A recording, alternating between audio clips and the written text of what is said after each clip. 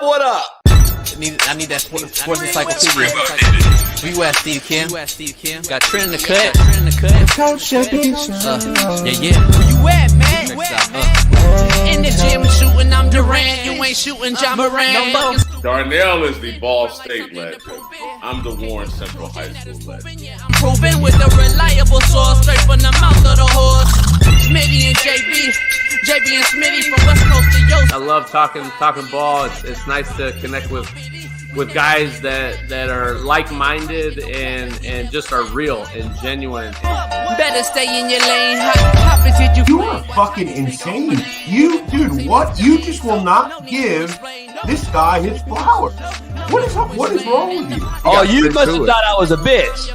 I am him. You's not it. What's the topic? With your logic when I flow. Big Komodo, how it's talking. Got to get back to letting the baby cry a little bit to see if they can soothe themselves. That's a bar. Issues get pressed so past it don't get sacked like bags and baggage. Smitty and Jason Brown killed it, yeah, it's a rap. We what the game's been missing, we switched it and filled the gap. I identified him after his third fight, and I said that guy should be a star. I'm so proud of the show, bro. The gap, Smitty and Jason Brown. Coach JB Show.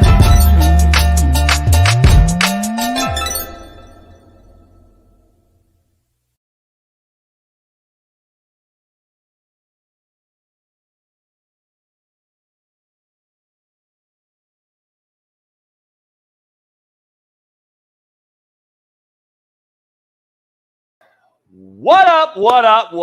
We are in the building. It is Truth Telling Thursday. We here live on X, on Twitter, on YouTube. You know how we do it. Short, fat, skinny, tall. We talk it all on the realest show on Planet ERF, ERF. Make sure you pound that like, subscribe, and become a member today. We're getting up close to about 45,000 subscribers. We're trying to get to 50. We got about a month. If you do the math, we got to average about what? 250, 255, about 300 a day. So I need you to mount up. I need that shit done. We got to get it going. We're ready to go. Football season's here. I smell the green grass, painted lines, chalk lines. If you're from the hood and old school like me, Smitty and Bailey don't know about the chalk lines. Getting out there and chalking them and getting in your breath, smelling it and inhaling it, and then probably cutting your life off about 10 years from the chalk and how toxic it is and all that old shit. Now we can't do it because we're too soft and it's not environmentally safe, blah, blah, blah. But Tesla cars are and blah, blah, blah. Let's dive into this thing, man. We got a lot going on today.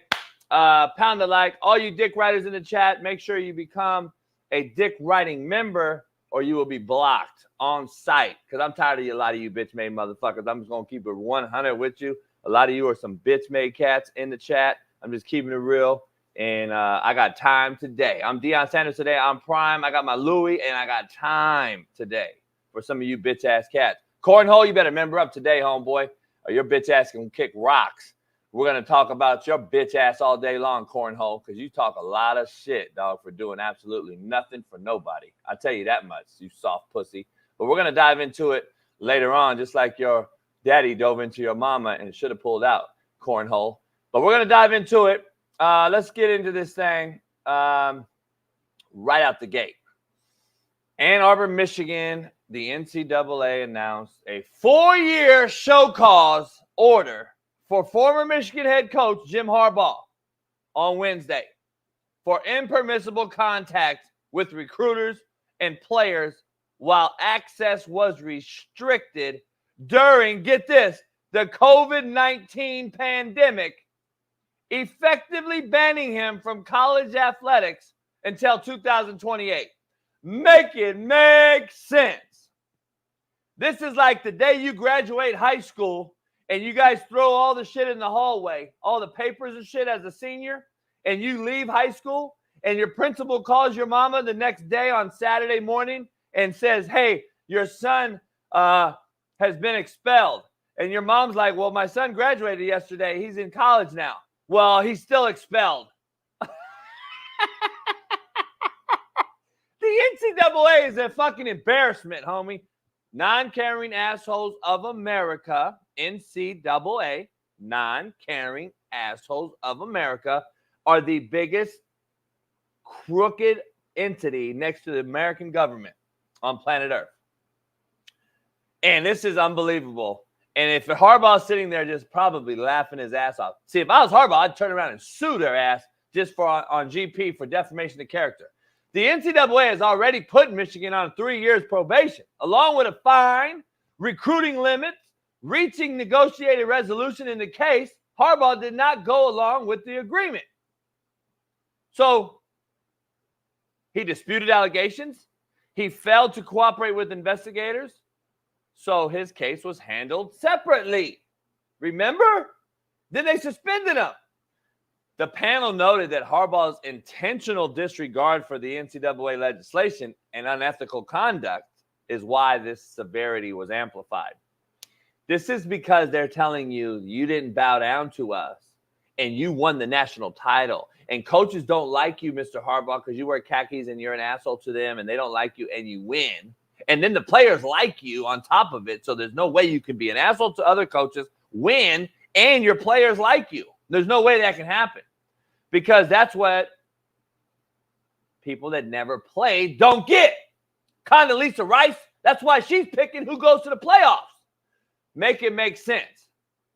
This is an absolute slap in the face. If I'm Harbaugh, I'm just laughing, sitting back, worried about going to a Super Bowl. He'll never coach college again anyway. Either will any other of these legends. College football is becoming big-time pussy. And I'm just telling you, if I were in Harbaugh's shoes and had an $80 million contract as the head coach of the Chargers, I wouldn't pay a damn attention. I wouldn't pay attention to this whole thing. And if I'm Michigan and the AD at Michigan, I'm countersuing and suing the NCAA for just continuing to drag the University of Michigan through the mud for things that are actually after the fact that never really were proven in the first place. A hamburger and fries, and you're still on this dude in this program? Listen, I'm not even a Michigan guy, but let's keep it real. Sharon Moore is now facing allegations, and he violated NCAA rules related to the investigation into scouting and sign stealing. Why is Michigan on NCAA's hit list this tough? I know why. It's because a guy named Jim Harbaugh, and he won it all, and they don't like him, and coaches don't like him because he talks shit, and he walks around, and people don't like that. Why do you think I'm not coaching? It's the same shit. This is what happens. Cancel culture won. And Harbaugh ended up laughing at the end when he got out and went to the NFL, signed an $80 million deal, and will go in and play for Super Bowls in the next 3-4 years and live a happy life with a national championship on his ring finger. Let's dive into this show, man. Brought to you by BetOnline.ag plus winnable.com/slap-picks. Head on over there today, too. And we got football tonight. Let's fucking go. 2 preseason games. Panthers, Patriots. Drake May is playing. And the Giants, Lions. After all this preseason inter-squad scrimmage scrapping, fighting, Danny Dimes, Malik Neighbors fights every single day. Now they get to go at it a little bit. But guess what? I doubt those guys will even play. And we got a swing in the helmet incident going on all over America. Again, the pussification of these kids.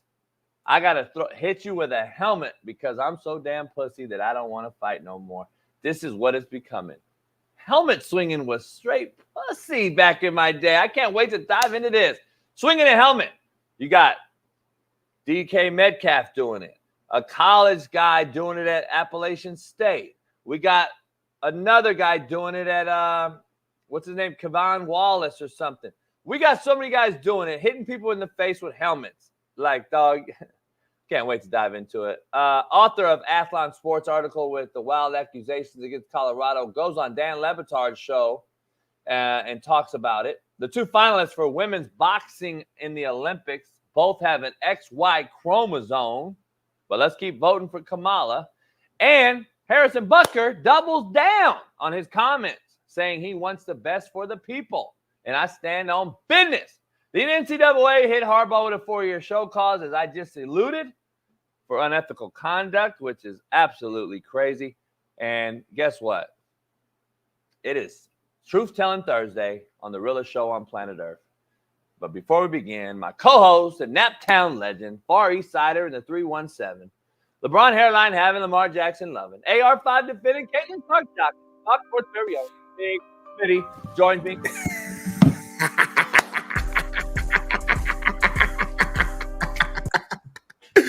What's going on? What's going on, man? Big Smitty here live on this beautiful. Is it Thursday? Is it Thursday already? This week going kind of fast, man.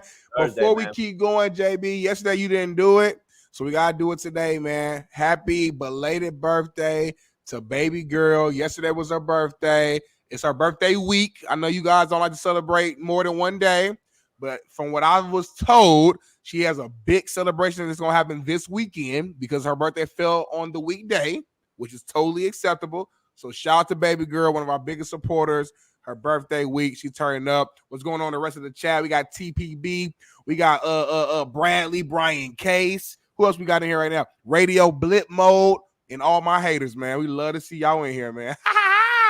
Happy birthday to baby girl. So if your birthday fell on a Tuesday, you're going to celebrate it on the following Saturday? On a Tuesday, I might do it the weekend prior, and then Tuesday itself, do like a dinner, something like smaller, since it's on a weekday and I got to work the next day. So I'll probably do it the weekend prior. If it was a Thursday, like today, I would do it like the upcoming weekend because of where it lands at the end of the week. But for sure, I'm big on birthdays now as I get older, and I've lost people in my life. Like tomorrow really ain't promised. We always say it, but until you start losing people, you don't really it don't hit the same. So once that started happening in my family, I'm like, man, I'm celebrating my birthday. It's a blessing to be here a whole nother year. Somebody dies every single fucking day. Multiple people die every single day.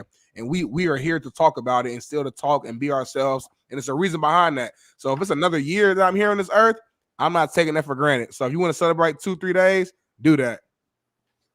If my birthday's on Tuesday, it's my birthday. Maybe somebody might tell me happy birthday. And then that's it. That's the birthday. There's nothing before. There's nothing after. There's not a party this weekend coming up. Because birthday's over. 4 days ago, the birthday ended. So I don't understand. I never got the whole, hey, man, remember your birthday 4 days ago? Let's party. Never got it. JB, But, you need some therapy, I think, brother. As your friend, as your young homie, I'm telling you, I think you need some therapy because you've been it's so clear, and I know you don't like opening up. It's clear you've been through some stuff when you was young, and you weren't shown the proper amount of love. You weren't shown the proper amount of love from somewhere, from family, from friends, from both. You've been stabbed in your back so many times, and people have not shown you that they care about you enough to where now you got this fucking hard, tough exterior shell where everything just got to be fucking gangster all the time. I'll celebrate on my birthday. They might tell me happy birthday. They might not. Like, that's foul. Like, you should definitely be able. Yeah, hey, y'all, next February, tell JB happy birthday. Make sure all y'all, it shouldn't be no they might tell me, they might not. You should know for a fact that your real ones going to tell you happy birthday. The fact that you even said that right there, it concerns me as your friend, as your young homie. So I want you to get better and grow. Don't let your past stop your future. Don't let your past traumas dictate your actions today, JB. You are not the same. You are a successful white man. You've coached for years. You've changed the lives of plenty of young African-American men, white men, athletes around the fucking world. You have a beautiful home that's damn near paid off. You got you got girls all around the state. You living by yourself, taking care of your business. You live your life the way you want to, JB. You're not in Compton no more. You're not in that car no more, JB. You live a great life. Reset your mindset, refresh your mindset, and live life happily ever after. That's all I got for you. although I appreciate what you had to say. Yeah. Very gay opening statement by you. Happy gay. Not homosexual gay, happy gay. Should I have a half birthday too? When would that be? June? Like right now, I think, because I've been July, August, September, October, November, December, January, February. Yeah, right now I should have my half birthday. You should. Why not? Why not? Happy birthday to me right now. Happy birthday, JB, man. Hey, we almost to the real one. Turn up, get you a drink today, an extra drink tonight. Okay. Have an AD come over and do your thing. 6 months from now, I could have another one. It's gonna be the real deal, and we're gonna really turn up for that one. Yeah, I'm gay now. All right, let's dive into it. We got a lot going on. Football tonight. Exactly. I'm watching Get Up, man. It's funny. They got a stripper on there. So look, let's dive into. I don't watch ESPN. I know. I don't like Fox. I'm Fox till I die. I don't even know where we are. Oh, quote of the day brought to you by betonline.ag. Head on over there. What up, man? The real Coach JB here for the Coach JB Show with Big Smitty. We got a proud new sponsor, of course, for the second part of the year, and that's BetOnline. Continue to be your number one source for all basketball wagering needs, including pro and college hoops throughout the year. March Madness is here. Join us every Monday and Friday with Jeff Nadu as we will pick them and up-to-minute odds, stats, and trends. You can follow your favorite team's path to the playoffs with in-game live betting, contests, and all the best player props. Experience the world's best wagering platform anytime from your desktop to your mobile device. Head on over to BetOnline today. Become part of the team, and remember to use promo code BELIEVE, BLEAV, for 50% off plus welcome bonus on your first deposit. Bet Online, where the game starts. Peace. Yes, sir. I got 500 people on TikTok, and I'm just over here talking shit. Probably ban me. It is what it is. You the only dude I know that just don't care about being banned or nothing. Like, he don't care about none of the platforms. Like he want to get banned. Yeah, I got a problem, City. It's a problem. I don't know what it is. It's like an addiction. Yeah. Like an addiction. No, it's literally like an actual problem, though. That's what I'm saying. It's like an addiction. I'm addicted, actually, to call out the pussies of America. It's like you gotta call out stuff, and you have to call it out in a way that you know is like crazy, not the right way. Like, you know what I'm saying? Like, you said in a way that you know motherfuckers gonna, like, the shit gonna ban you, the shit gonna cancel you, it's gonna make you lose a job, it's gonna be like you go there to that level. Because you can call people out and do it in a different way, but you do it repeatedly. And listen, if you did it every now and then, cool. Yesterday I spazzed out, cussed people out. You do it every now and then, I get it. But like every day, somebody's a B, somebody's a PU, somebody's a fuck. I know. This is I know, City. It's frustrating for you. It has to be. People don't realize, like, the trooper that you are. People all these people in here talk shit, all this shit. People don't realize the credit you all should be giving, Smitty, for having to deal with me. You guys don't have a clue on what that is like, because most cats can't handle that. No, seriously, most cats cannot handle dealing with me every day. So you don't give them enough credit. I'm just throwing that out there. You guys don't have a clue on what it's like to have to deal with my crazy ass on a daily basis. Now, I'm a loyal guy. I'm gonna give you my shirt off my back. I'm gonna do all these things, but you don't understand. It's still not easy. Most cats aren't up for that task on an everyday basis. And Smitty has handled it like a trooper. So you guys don't really give him enough credit. And Smitty, you don't have to say nothing. I'm saying it. I wanted to say, I'm giving you a little props here today, this morning. So I appreciate you, JB. I appreciate you, JB. I just look at people differently. It was a gay comment by me. I look at people differently. Like I look at you like I've been around you enough to where I understand you. Even if I don't agree with everything you say or how you say certain stuff, I understand you, and I think your heart is always in the right place. You might get there crazy, but your heart's in the right place. They banned me. The reason you keep getting banned is because you literally keep saying the YAG word. How about this? Sexual exploitation and gender-based violence. That's a lie. Like an automatic response. That's a lie. It's an automatic response, but JB, it's a lie, Smitty. Baby, can you tell him, baby, real quick before we go? Can you tell him? Because he don't listen to me, baby. It's China. Tell him what he can't say. It's fucking China. I'm telling y'all. JB. I had 500 people on TikTok. Come on, Bailey. No, I ain't no that was like a Trump line though, like on some joking shit. He said that was fucking China. He said, that one. Come on, all right. God damn. Just don't say what you've been saying. Don't say the YAG. Try to censor the. Gay is not a bad word. I'm trying to tell you, it's not. It's a First Amendment right. Let me ask you something. But you keep saying, hold on, JB, stop playing. I hate when people act like this. You know what you're doing. You keep using it in a disrespectful way, like as a diss. No, I don't. Every time I do some nice shit, you like, that was just gay. But if I say it, they're still gonna ban me, right? And then why you trying to like? Why you even How do they know the context? See, that's my point. My point is test. I'm here to test. I'm here to test the pussies of America. Here's the reason why we got problems. Why would we allow an app in our country that we use, more people use, that you cannot explore, exploit, or do what our Constitution put in back in the 1800s as to freedom of speech? Does it make sense to you that we have an app in this country that we can't allow and express our feelings? No, it doesn't. But nobody wants to talk about it. I'll talk about it. The benefits of owning your own stuff, you can make whatever rules you want to. So how about that's not the question. How about you skip right over everything? You skip over everything. Create JB Talk. No, JB Talk. You know, JB everything. Talk, you can do whatever the hell you want to do. Skipped over everything that I just mentioned. I said, we're in America, are we not? We're using the app in this country, are we not? So then why did our government allow it in this motherfucker if we can't say what? Because people are making thousands and if not millions of dollars on it. That's not the question, homie. Well, I'm answering the question.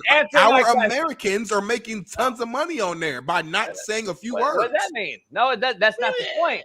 It's created jobs. That means you're adhering to their rule in this country that allowed us to have the freedom of speech, homie. So make it make sense. JB. Now you can't make it sense. Twitter was the same way. Twitter was the same way until Elon took it over. Twitter was the same way. You couldn't do shit until Elon took it over. That's my point. I think even Instagram to a certain extent, like, bro, all I'm saying is all these platforms got that. Damn. What do you mean certain extent? I can't even say one thing on Instagram. They got me on a no-flight list, motherfucker. I'm pretty sure an American owns Instagram, right? Well, the same person, what you call it? The dude who owns Facebook on Instagram. Same Facebook and Instagram are both kind of Facebook, Instagram is Zuckerberg. Zuckerberg. Under Meta. Yeah. So you mean that Kamala Harris commie Zuckerberg? Yes, he does own it, homie. Yeah.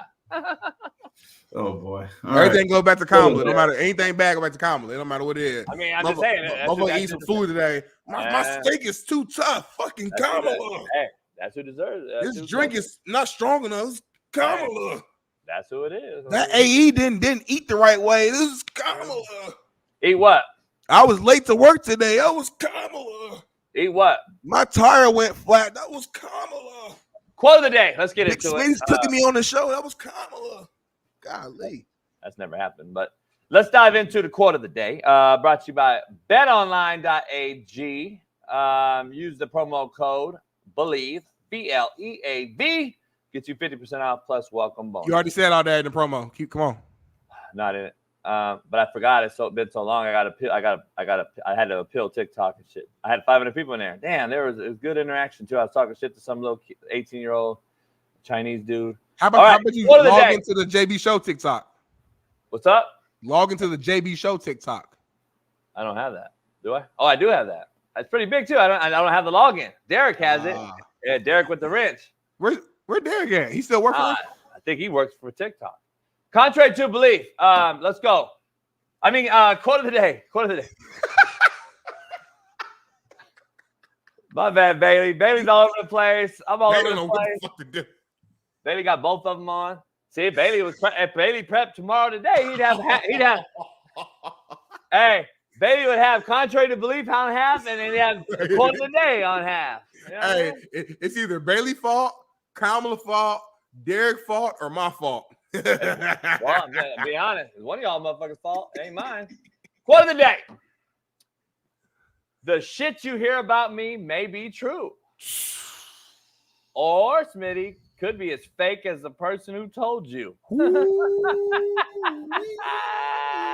Those are two extremes. Those are two extremes. The shit you hear about me could be true, but it could also be as fake as the person who told you. That's a rhyme. That's a bar. I wrote that. That's a rhyme.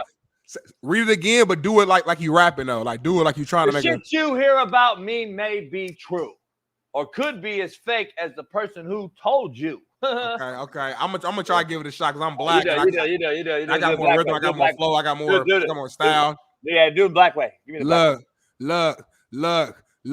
The shit you hear about me may be true, or it could be fake as the person who told you. Yeah, it's a little better. Too many words in your line to where it don't line up perfectly. That wasn't a quote though. So you just did a BPS shit. You just the shit you hear about me may be true. Or it could be as fake as the person who told you. You gotta like speed up a little bit to get it to line up perfectly on beat. Yeah, that's the blackest quote ever. BPS fully involved in that. Smitty Best took it quote, over. yeah. Contrary to belief, the white way, brought to you by Prize Picks. Don't worry. Some things have to end for better things to begin. Contrary to belief. That's like a fortune cookie line right there. You had some Chinese food last night? Damn. Nah, I don't eat Chinese. I cook Chinese. I make my own Chinese, but I don't have no kitchen right now. I know. So you got to go fucking. Guess why I asked you that? I know. Hey, take a man's kitchen. Take a man who cooks kitchen away from him, and he probably gonna be cranky every morning, dog. Cause I got my coffee. I gotta put my coffee over in my fucking bathroom. I gotta move around shit. I can't walk around. I got shit everywhere in the house. I gotta hire some Mexicans to come clean up after this is done. Why Mexicans?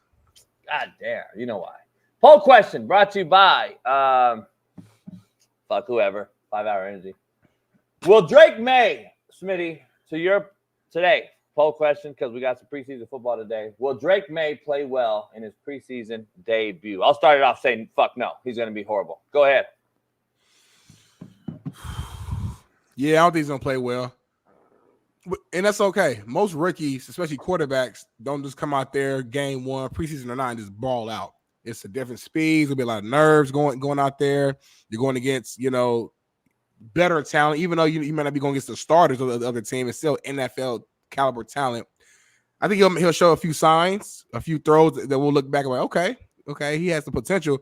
But I don't think he's gonna go out there and ball out, and that's okay though. Like I think we need to get okay with these players learning the ropes. That's why you have the preseason for players to go out there and have those hiccups, have those throw a pick or two, and kind of learn from their mistake, so that when your time comes in the regular season, when it really matters the most, now you've already kind of got that head start. You learn not to throw a certain pass against a certain coverage, or you learn how to get that timing right with your top receiver. That's why I know you were big on Caleb Williams playing that first game, because you're like, man, let's get the reps going. Let's get the reps going because it's necessary. So I don't think he'll play well, but I don't think it really matters. It's game one. It's preseason. And is he starting? TikTok didn't approve my appeal. I'm sorry. I apologize for you, man. I can tell what's really hurting you right now, and you stressed out. You rub me. Anytime I do this to their face, look, like they're trying to keep it all together. You know what I'm saying? Like they do this. It's like one of them hard rub, like you can see the skin. Grab a beer at the end. And I don't use lotion. White people don't really use lotion, so I don't use lotion. So I'm already like dry though. I know. That's like, how do you feel when you walk around all day just dry? For real, I'm not trying to be funny. I don't really get dry like that. White people shit is a little different, I think. Like, do white people get ashy and we just can't see it? Nah, I don't get ashy. I've never had that. I've never got ashy, and I don't use lotion ever. Only time I use lotion, I use baby oil and cocoa butter when I shave. Okay, that makes sense. Yeah, BPS. That's BPS though. I grew up with cocoa butter era in the hood. Cocoa butter is a thing we did. We used all the sisters that that's raised regular me. shit. Like that's just regular shit for us. For you it is, but for the sisters that raised me, hit me the cocoa butter when I was a little kid and shit. Cocoa butter, Vaseline. Yeah, I don't use Vaseline. I didn't want to do that too because you guys like oil each other down too much. Vaseline just way too like feminine for me. You ain't never oiled no woman down like. Yeah, but I use oil, baby oil though. Yeah, doing foreplay. You got to put that pillow. They put you on game. Lavender. You got to fold that pillow and put it underneath their stomach, like their waist area, so they're lay down on the bed. They ass is kind of hunched up a little bit. You give them that full body oil massage. You do back. You go around the glutes, kind of tease them a little bit. Legs to feet come back up to the thighs, and that's when you get to the everything else that I can't talk about right now. But you get to that point, and it gets it gets her blood flowing, it gets her excited, get her ready. She gonna be, and then you go in. I don't do all that. I don't do any of that. I know that's why your sex game's trash. Yeah, she does it to me, and then gawk, AE, and then bounces. Jimmy, you do understand when you put more attention to the woman, it's a better experience for you as well. Yeah, I did all that though. I'm past all that. Okay, got you. Yeah, as long as you're aware, as long as you know. Yeah, I don't do it no more.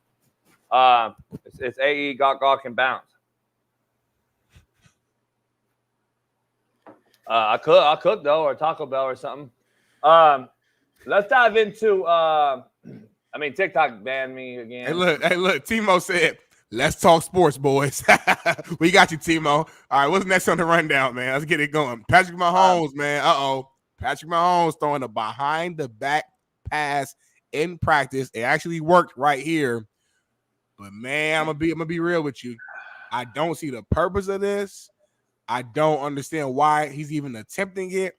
As legendary as a coach as Andy Reid is, and I have too much respect for Andy Reid, so I'm not gonna diss him, but I don't understand why he's even allowing this to happen. I know we live in the social media era and we want to show out.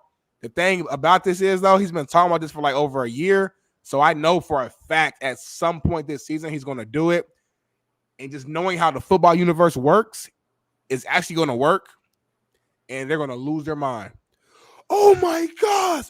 Give Mahomes the crown right now. He's the greatest quarterback of all time right now. Better than Brady, Montana.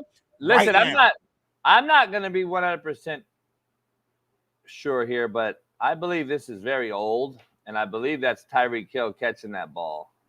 And I think this is very, very old because when this happened. That's Pacheco, the running back. Pacheco's that small and dark? Yes. Yeah, now? He got darker because Pacheco looks exactly like Tyreek Hill now. I know for a fact this is recent because this clip got used at Fox yesterday, and our research team don't fuck around. Okay, respectfully, he moves just like Tyreek Hill on me. That's Tyreek Hill, like a motherfucker, ain't it? He looks just like him. You gotta trust your producer. I'm not gonna bring you any old content. I promise. Oh, now Bailey's a bad boy. That's the thing about Bailey. Young, hungry.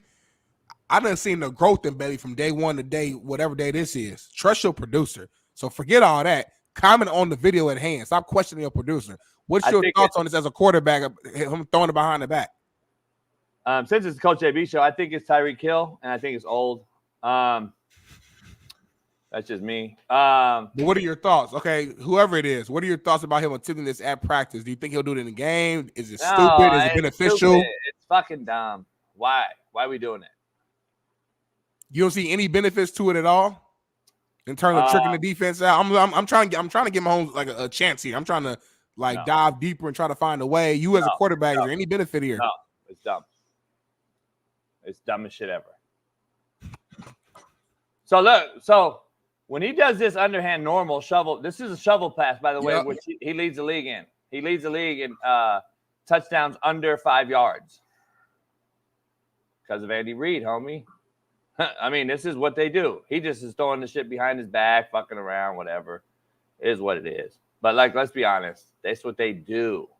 Look at the touchdowns we've already broke this down for 3 years, Smitty. You and I have been talking about it for a whole year. I'm the only one that ever talks about it on any type of show. The guy doesn't throw touchdowns past 10 yards. It is fact. Look at it. He literally is. That's what it is. So I don't get it. It is what it is. It is what it is. Why do it? I don't know. No idea. Even when the D-line guy on the show is coming out and saying why, then there's a problem. I just know that the negative side, it looks all pretty and cute right now, but when they're going live bullets, I can see that guy on the edge, 27, picking that thing off. I can see the running back just not catching it clean because it was behind him. If you pay attention to it, it's kind of behind. You got to turn around, spin around to catch it. I can see that bouncing off him and a D lineman falling on it, or It's just so many things that can go wrong. Mahomes ain't skinny. He ain't fat, but he ain't skinny. That ball, putting his hand behind his back, see the ball slipping out his hand, rubbing against his back plate. Hey, but falling, like, it's so much crazy. go wrong. As Sean Waffle in here, I don't know, but I went on this Kansas City radio show and got into a whole debate. So I just want to be clear here. I've been calling this a gimmicky offense for a long time. Is that not gimmick? I just want to throw it out. That is for sure. But that's what they do a lot, by the way. They do that a lot. I just want to throw that out there. They do something. Now, I didn't say they have to do this behind the back shovel, but they do a lot of gimmicky shit. So it's crazy that now all of a sudden, JB's been saying it for 3 years, but I'm wrong. It is what it is. Yeah, man. I mean, do you know the genius of that play, though? What? Because I used to run shovel all the time, not behind the fucking back like Magic Johnson, but we're talking shovel pass, just boom, conventional. It's incomplete pass, Smitty. To your point of something going wrong, unless it's intercepted, it's an incomplete pass. Right. So that's the problem. That's the thing about it that you can get away with. Like, if that ball is just, incomplete some way or on the ground, and you got to teach your players too. You got to teach your players to not try to get on the football because injuries occur, and we taught our offense it's incomplete. Don't get on it. Don't worry. And guess what, Smitty? The defensive team, the whole defense is trying to get on that ball. And then some idiot will pick it up and run 80 yards, and the ref will be blowing the whistle, and they'll be tired as fuck. Yeah. You never saw my team run after them because we taught it in practice. Don't get on the ball to get hurt, stepped on your hand, break a finger, and let the defense waste their energy, pick it up, and run the other way while we're just watching because incomplete fucking pass. Right. So anyway, that's just next level coaching. You guys aren't ready for that in this chat. I love it, actually. I love it. Moving on, though, man, to our next topic. There's a video, the author of the Athlon Sports article with the kind of wild accusations against Colorado went on the Dan Le Batard show. Is there sound here, Bailey? If so, let's tell take us a about listen. the gun allegations. It's rampant there. There's a video that's circulating that I actually found after the piece where they're asking, I believe it's Bucky is going around asking who's the most strapped on the team. And people are giving their opinions. It's not just one person. It's multiple people. I found a video also last night of Travis Hunter and Dion fishing, and there's a gun in plain sight while he's fishing. Who's the strapped of the day? Strapped all day. But the defense nominated you for strapped up. What do you mean by that? I've been strapping the most shit up out here. How many nominations we got to do nominations? Oh, we have plenty of nominations. Lopez, Murphy. Hold on, bro. I got secondhand embarrassment. This is why a lot of athletes, pro, college, whatever, don't fully respect a lot of journalists and media heads. Not all of them, because this isn't a representation of all of them, like at all. But why they lose some respect, because this is a clear sign of ignorance, of having no knowledge of the game, the lingo that's used within the sport. And I almost want to say like black culture, because let's be real, like a lot of black players play the game of football, and obviously the white players who play on that team know what that means. But I'm saying that these terms, the terminology typically is created from us, if we're being real. And this guy either just never played, not around it enough, doesn't have the inside scoop, or not. He thought strapped up in that video meant guns. Strapped up means locking you down, locking you up, a cornerback, going against the wide receiver, competing, competition. I'm strapping you up. That's what that video means. And this knucklehead, this cat made a whole article and said, I found the video after the article of them walking around talking about who's the most strapped up. And it's more than one person. This is secondhand embarrassment, JB. I want to throw up right now. My face, if I was a white man, my face would be bloodshot red. This is embarrassing, and this is why we get pink. Homie. Okay, I'll be pink right now. Pause for some. It just sounds like I should say pause. And that's all, JB. I'm speechless. That's embarrassing. I don't know who that guy is. He's a nobody. He has 0 following. I don't know where's he get. What's his credibility? I'm trying to figure out what is it? Athlon or whatever? Athlon Sports. I didn't even know they were legit. This dude is Hawk Tua. So that's what I'm saying. But like, here's the point: the strapped up thing. By the way, we've been using that term since I played. By the way, we started using it around when I played. I think on defense. It was very similar to. So there was an issue I had. There was a couple guys I grew up with. So back in the day, a similar media, what do you call it? Clout chaser.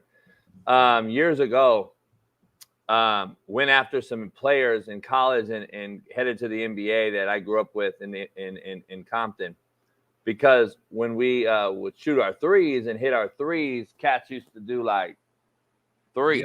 Yep. And this media head, this fucking nobody, came after my boys and was like, he's claiming blood, he's throwing up his hood, and all this shit. And we were just laughing like it was fucking on the court. It was just 3. Yeah. So then I was like, so we tried to find this bitch ass cat years later, and it was like, so when Carmelo did this every time, what was that? Illuminati, you fuck? What was that? Blood Illuminati? Like what was it? What does this mean, homie? So like it is embarrassing because these fucks have no clue on what it means. They're absolute nobodies. Look at the guy. Look at the fucking guy. He looks sick. Listen, I have no idea what it is. I don't know. It's just, again, I hope they get the same fucking heat. Can you break him down real quick, bro? Bro. Break this dude down, bro. What's wrong with him? Why you say Oh, it just threw me off. He like the dude from X-Men to sit in the wheelchair. He like the thing from Power Rangers, the fucking white. What's the white thing on Power Rangers, y'all? They got the deep ass voice, the old school Power Rangers. I'm gonna find a picture so Bay can put him in. I'm tripping on how the book is balanced on that one beam, though. Hold on, what? So look at the books. Stack the books is just on one. Oh, see, he on some psycho shit. He on some different type. Now he better. You give him more credit now? Nah, he's on some weird shit. He's on some damn. He balancing like 8 books on one round peg, homie. That's perfectly aligned type shit. This motherfucker Gordon. There you go, TJ Too Nasty. Motherfucker like Gordon, Zordon. Thank you. Look at that. Look like Zordon. Look at Baby, that. look up Zordon. You get a chance. Hey, is this guy white though? I don't know. Cause his nose, I was looking at his nose. That he ain't black. We're not claiming. He could be black. I got a homie that exactly looks like this guy. He's black. Yeah, but nope, we don't want him. Yeah, I think you got him. If you had a draft right now in the racial draft, would you take him? Nope. Why not? He a peon. Because he talked about your boy Dion? Because he's stupid. He's stupid. That's why. If I'd have came out and said the same shit, well, I wouldn't have though. So no. I would have. It would have been my last show. I would have came on the show. I would have dogged you, and I would have left the show. Yeah, but I can't say it though because I wouldn't have said that. So because if you're that ignorant of the game, I couldn't use it though. Yeah. Oh, he look like Zordon.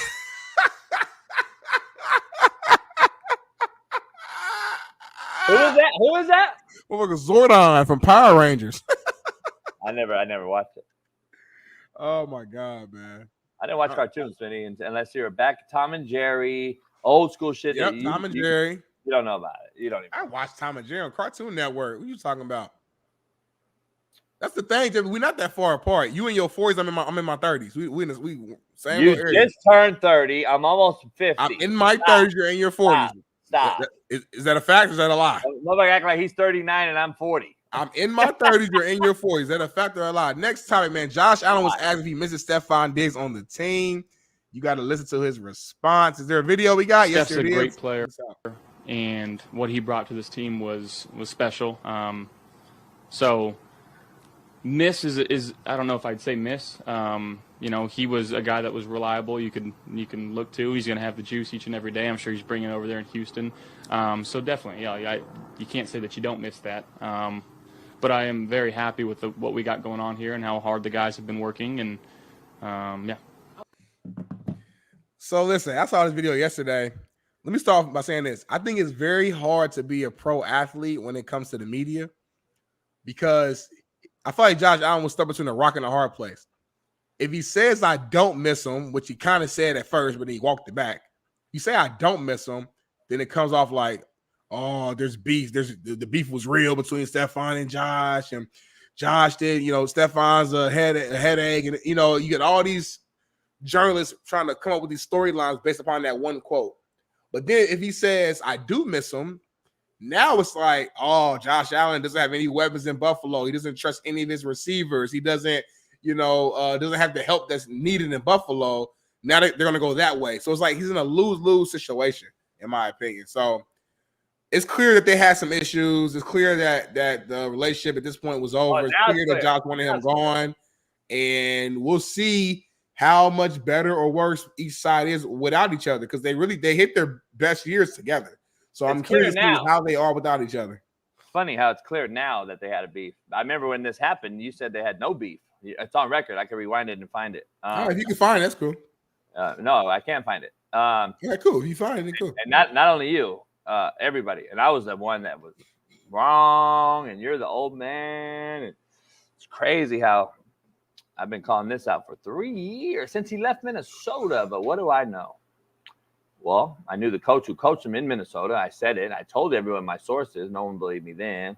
No one believes me until today. It's crazy. And now all of a sudden, but what does JB know?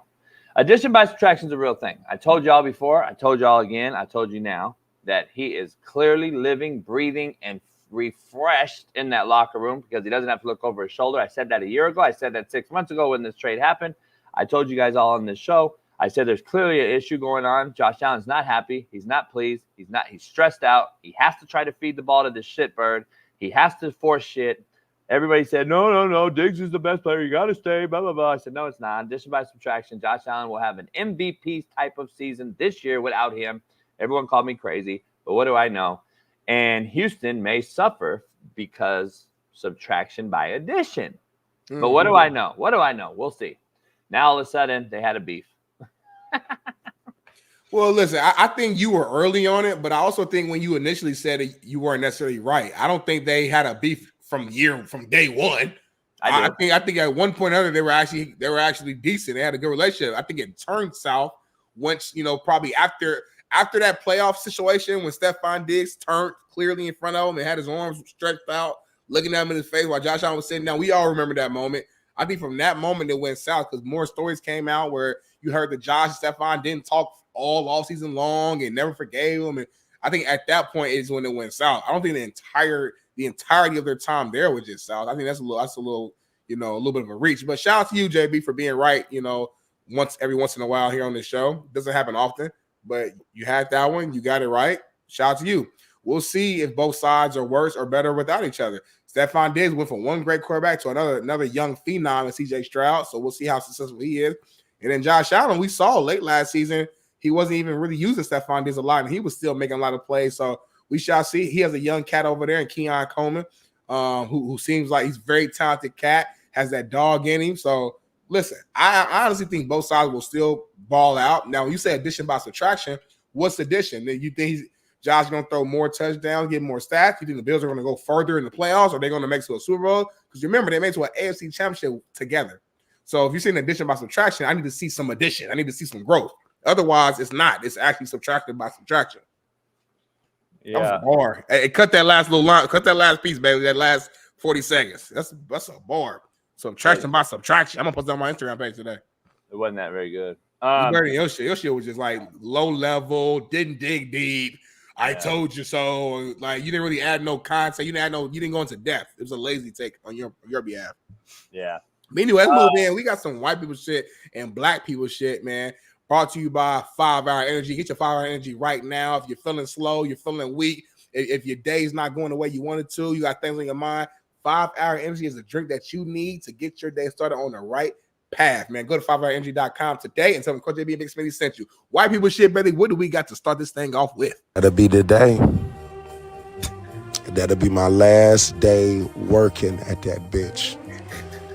Talking about some go back there and wash that bear off. Oh, nigga, shut the fuck up. That's exactly what I would have told my motherfucking manager or boss. You better shut the fuck up. I'm not there and playing with Yogi on no day, in no room. That'll be the day right there. He rolled over and grabbed your motherfucking leg. No wrestling with these niggas. You ever seen a bear fight? You ever seen a couch fight? Exactly. That's some shit you don't want to see, nigga. If you Mute that music. We're gonna get copyrighted. Hey, he was really like pissed though. He was really mad. We ain't get copyrighted. That music ain't shit. That's like some regular instrumental shit. I bet you money. Let's bet money it gets copyrighted. Let's bet. Let's bet. 10 Let's push-ups. bet. I have to appeal that within an hour of the show. 25 push-ups. Let's bet. He All was right. really just pissed off though. Like he was really mad that this motherfucker. That shit is. He said you can't wrestle with this motherfucker. I don't get it. Look at that right there. Rawr. That's how you be looking when you be watching Ash. Ash just as big as that bear. Do you realize do you know your life could be over like this? I know that. I guess you know that, but your people don't know that. You guys are the most fearless people on this planet outside of being scared of black people. Y'all will do any. Y'all will bungee jump, skydive, fucking rock climb. I won't. I never have. I had a girl the other day tell me that she wanted. It's true story, by the way. No bullshit. You know me. Yep. Girl hit me up. She said, "Do you want to go skydiving with me today?" I deleted her number. No, and that's not a lie. It's not a bullshit lie either. It's not a lie. It's not bullshit. It's not cap or whatever you all say. It's not. I bullshit you not. So you ain't even respond. I didn't respond. I deleted her little picture that she sent me for my phone number for her face on the avatar. Yep. I deleted it. I deleted everything. And she didn't like, her head game wasn't very good anyway. Oh, okay. That's the real reason. Okay. But when you said that, it was just a no-brainer for me. You got to go. Like, there's just no way. I don't get it. I don't understand it. If somebody comes up to me and says, do you like outdoors? Do you want to go hiking? Do you want to do bungee cord, skydive? Do you want to go biking? If I hear the word trail, anything that has a trail on it, I get like a deep sense of I want to slap a bitch, and I just don't. I can't. I got trigger words, Smitty. Trigger words are very serious. Trail, bungee, dive, sky, biking, outdoorsy. If I hear that word outdoorsy, camping, if I hear those words, seriously, if I hear any of those terms or words, I run.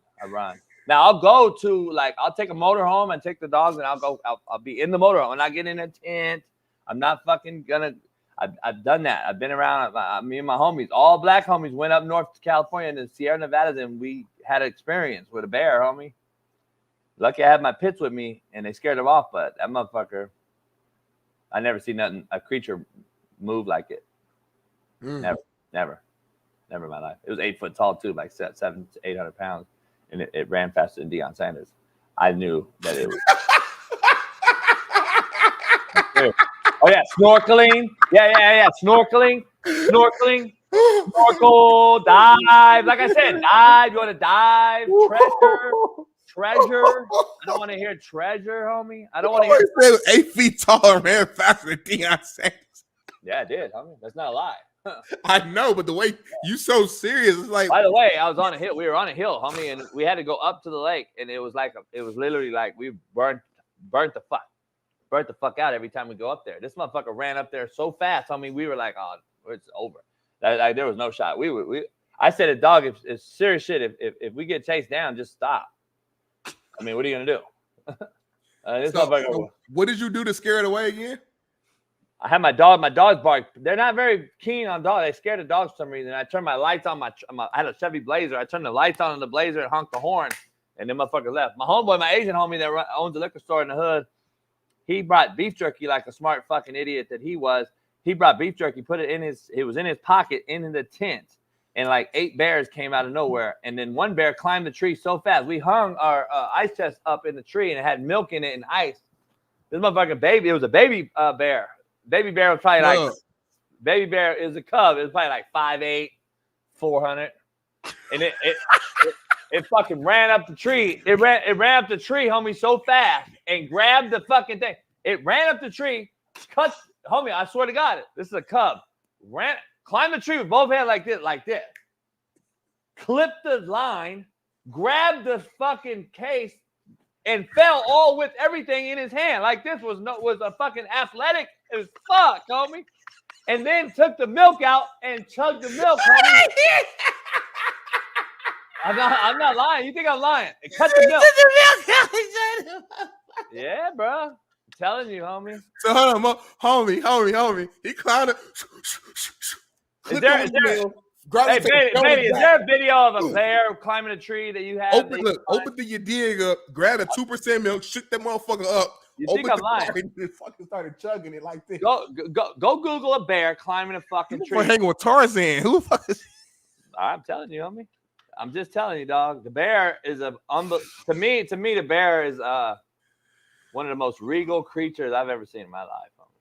It's unbelievable. Well, they say, I think it's either a bear or a lion. I think it's a bear. They say if you come close to a bear, I think you're supposed to like look big and like make loud noises, and for some reason it makes them turn around. I think it's a bear or a lion. I could be having them confused, but like you ever see one, you're supposed to be like, ah, ah. You gotta shut your arms out big to seem big to them. Ah, turn around and they'll leave. That's what they say. Here we go. Look. Where's the milk at, though? Where's the milk? I want to see the milk. Look at that, homie. You think you got a shot at that? You got a shot with that, homie? With a cub, yeah. With a cub. Yeah. That is a cub. Yeah, I'm good with a cub. That's a cub. Yeah, I'm saying I could beat that. Homie, I've seen this in person. It's not. I'm telling you right now what the fuck they are. They're unfucking believable. By the way, they have the smell 25 times stronger than a dog. So they can smell the period blood dripping out your girl's shit in the water. Out of every example, hold on. Out of dog, homie. Telling you. No. Let's pause right here. What? We were doing so good. Out of every example that could have been used just now, we could have said they can smell the pop in your can. They can smell the ketchup on your food. They can smell the milk in your container. They can smell you could have even went piss if you want to go that route. They smell the piss out your. What I say? You know what you said. No, I don't. I'm not gonna repeat it because then you try to make me say it. What did I say? I didn't say nothing. All right, JB. This you are. I'm gonna pray for you. Let's move on to another white people shit real quick, Bailey, and then see this right anyone here. Anyone that wants to pet that thing, and if you really going back to your thing, what you said is the whitest shit I've ever heard. If you're gonna really tell me to get big, so the bear's gonna come up to me. Get big, homie. The bear's 9 foot tall, by the way, homie, about 700 pounds. He walks up, and you're gonna get. I'm gonna. Roar! Louder than that, though. It's gonna. His claws are this long, and his hand is. This is one paw. I'm trying to tell you, JB. This is one paw, homie. Hold up. This one paw. He is going to literally do this and cut you in half like the fucking X-Men movie. He's gonna cut you in half like what's his name with the claws, homie? Wolverine. Hey, Wolverine, and you're gonna keep going like this. Barely. Type into Google what I just put in the chat, and please, I want you to pop in. I want you to read the first thing you see on your Google at the very top. Just type, copy and paste that, and then come in here, please, and read the first thing you see at the top of your Google, please. Smitty said, "Get big on that motherfucker." This motherfucker literally is 10 foot by 10. He said, get big on this motherfucker. I want to see you get big on the motherfucker, homie. Here That's we the go. whitest shit I've ever heard. Oh, here we go. Listen, baby. Here are some ways to scare away a bear. Make loud noises. Yell, bang pots and pans, or use an air horn or whistle. Another one is make yourself look big. Stand on a rock or stump. Wave I'm your a arms. fucking beast. I'm a fucking beast. I'm a fucking beast, homie. I know everything. I know everything. Talking all that. The Bears is no joke, bro. Use motion activated devices. Use bear spray. Use electrified mat. See, yeah. So good luck. I'm a fucking dog. I'm a dog. Well, I just I'm told a you I honked fucking the horn. dog. I told you I honked the horn and my dogs barked and it ran away. So I don't know if I didn't say that. I'm pretty You much did all sure. that. Get big, homie. Get big. Yes, I just told you. I know everything, y'all. You think you got an idiot here as your co-host? Hold on. Let's be clear here. Just because you said that's what to do doesn't fucking mean you're doing it. I know you. You're scared to go in the pool, motherfucker. You're going to get big on a 10-foot bear? Get the fuck out of here. That's some white people shit as a motherfucker. You ain't nobody in the hood doing that shit. Everybody I know, every black person I know right now is turning about face and sprinting full go. You ain't about to get big on no bear. I'm going to call my homie right now. Get on the phone right now. Tell me the motherfucker. Hey. Call him right now. Call him right now. Put him on speaker. Would you get big or are you running right now? What are you going to do? Call your homie right now. Put him on speaker and see if he answers the phone. It's too early. Cats in the hood ain't up. All right. More white people shit. Here we go. White people shit right here. This is when, as a man, you've given up on life. Whenever you at the QT gas station and you lay your raw hot dog down on that counter before you pay, you don't put it in a napkin, you don't put it in a case, you don't put it in anything. You just lay that glizzy right down raw on that counter, that nasty ass counter. You've given up in life. You don't care anymore. You're just waiting for the Lord to come take you to your glory at this point. You don't want to go home. You don't. This guy probably goes home. He sits in the garage for an hour and a half before he walks in to get cussed out by his wife. The kids are getting on his nerves, and he just can't win. You know what's more telling? That there's no top on the soda. Oh yeah, he don't give a fuck. He almost wants to die on the Coke, not soda. The pop. He wants to die. Like he don't want to be there. Like he wants to get sick. He wants to get VID. He wants to get STD. He wants to get whatever he can get to get up out of here because his kids and his family. You know how many bums that jacked off and rubbed their hand on that thing right there, on that counter? Countless. How many bums and how many? You know how many dirty hands have been in that counter? How many just kids with hot Cheeto fingers and candy fingers and touched that counter and slushy juice and fell on that counter and bugs and flies and shitted on that counter and see, I should have been an investigative like FBI agent or something. See, the thing is, I already know who this cat is. I already know who this cat is. Who is he? The tucked in shirt, tight, super tight tucked in shirt. No, you don't pull it. He didn't pull it out at all. So there's no there's no room. Super tight. And he's a fan. He's like the fan. He's the ultimate fan. He's just a fucking. By the way, I believe that card he's got in the thing is EBT card. I see everything. I see everything fast. But you know what's interesting though? He has a sleeve tattoo on his arm. Nah, so I wonder if that's not a tattoo. It's just a bad skin shadow. I saw it. I looked at it. It's not a tattoo. You sure? Yeah, look at it. It's just like it's just like the way the angle is. I don't think. Oh, okay. Because if he had a tattoo, that changes things. If it was a tattoo. Yeah. I think he old. A fan, tucked in shirt, tight. He's got sandals on right now. Guarantee you got sandals on. Long sandals, yeah. White people shit. He got like those strapped up sandals. Oh, like the one you got to bring it around the top. Yeah. I guarantee you he has those on. Yeah. JB, don't stand up no more. We got some freaky women in the chat, and they looking at certain stuff. So just don't stand up no more. Just letting you know that. But let's go ahead and move to our black people. Huh? I got some light gray shorts on. Well, she thought it was white, so. Why? What does white do?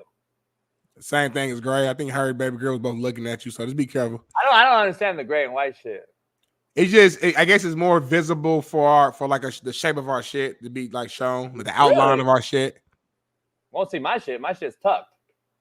Well, I'm saying for women, they think it's just more. It's more. You know what I mean? It's kind of like when women. Think about it. It's when a woman wears some gray tights, some gray leggings, shit a little different. You know what I mean? My shit, I got it wrapped around my leg, and I got like a it's not a belt, but it's like a little security type thing that I have for my leg wrapped around my quad to keep it in place so it's not going everywhere. But anyway, let's move to our last little black people shit before we go to commercial break. I got to tuck my shit under because it's swing.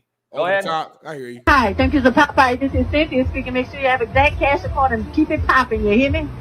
Well, now, how you doing? I'm doing fine. Keeping it real over here. That's what we do. What can I get you, baby? Always keep it real. Let me get That's what I'm talking about. Let me get a number 8, please.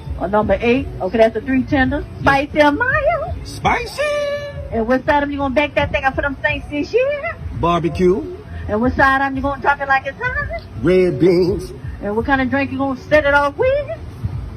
Strawberry no ice. Strawberry Fanta off the rocks? Yes, ma'am. Anything else? Cajun rice or coleslaw? That's it, love. Trying to wash that waistline. Sit there, watch that waistline. You hear me? So that's a 3 spicy tender with the red bean barbecue sauce. Twerk that thing with strawberry off the rocks. You hear me? 927. Keep it real. Ride it out, baby. You already know. You already know, love. All right, come on around, honey dumpling. Honey dumpling. Ooh, ain't nothing like a fucking black woman, man. How do y'all not fuck with us? Like, we just cool. Like, that whole conversation just felt comforting. Like, I want to hug that woman. Because you don't understand, when you going to get food, your server, your waitress, your cashier, whoever the person is who's serving you in that situation, they have such a huge impact on your overall experience. That meal is going to taste 2 times better now when he goes home because of that interaction right there. Shout out to that woman. She deserves a raise because I'm getting Popeyes today now because of that moment. That's where I'm going. I am proud, TBB. I'm proud. It felt good. It was positive energy. It wasn't no negativity. She was having fun at the job. Her memory was perfect. Strawberry off the rocks. It was just good vibes, y'all. I want to hug that black woman like my grandma. So I want to hug her. It feels comforting, man. I love that, man. Love it. That's someone's mama. That's someone's mama, grandmama. She's huge. She's huge. She got bald hair. She got this right here. Big, bad. She got huge, no hair. She got a wig. Or she got like fucked up tracks. She probably got like, you know who it is. We know who it is. But it's someone's mama. It's someone's mama, someone's grandmama. So shout out to her. But if she gets the order wrong, just FYI, and you say, try to be nice to fill off her vibe, and you're like, hey, this is the wrong shit. You put ice on my strawberry soda. And then she gonna go off on you, snap on you. The food's fucked now. Everything's fucked. Now the whole experience went left. I can disagree. That's the difference with fucking with a Karen at the drive-thru, with a old school sister that gave you all the great vibes in the world. But then when it came up to it and you get there and she fucked it up, now we got a problem. I disagree. I actually think she's gonna hook you up now. You're like, oh, my baby, you did say no ice, didn't you? I'm so sorry. You know what? Keep that one. I'm going to give you another one. It's on us. I'm going to give you an extra piece. I'm going to give you an extra 2 pieces. I think she's going to say, take this motherfucker, and then she's going to throw the bits at you. That's what I think. Nah, it's actually the white people that be arguing and shit. Because, like, last time I went out to eat with you, it was a Karen there. I ain't going to say what happened. Where at? Last time you went out to eat together. Where was that? You had her arguing. She was crying. Where was she was yelling. She was yelling back at you. It was white on white crime. I did that. I don't want to name the restaurant because we got respect for the people, so I don't want to like put a bad light on. You know what I'm saying? But you know what I'm talking about. I don't ever do that. I don't know where you got that from. Hey man, we're gonna go to a quick commercial break. When we come back, Steve Kim's right around the corner. Talk a little bit of boxing. We got more football talk. We got more just black people shit, white people shit. I might have Bailey look up 2 more things because I love that segment. And make sure y'all don't go nowhere. Matter of fact, before we even go, y'all need to hit that like button on 3 on me. 1, 2, 3. Pound the like button right now. We'll be right back. They didn't hit it. All right, you do it, JB. You do this time. Pound that like on me. Pound that like on 3. 1, 2, 3. Bam. There you go. They did it. We're back in 3.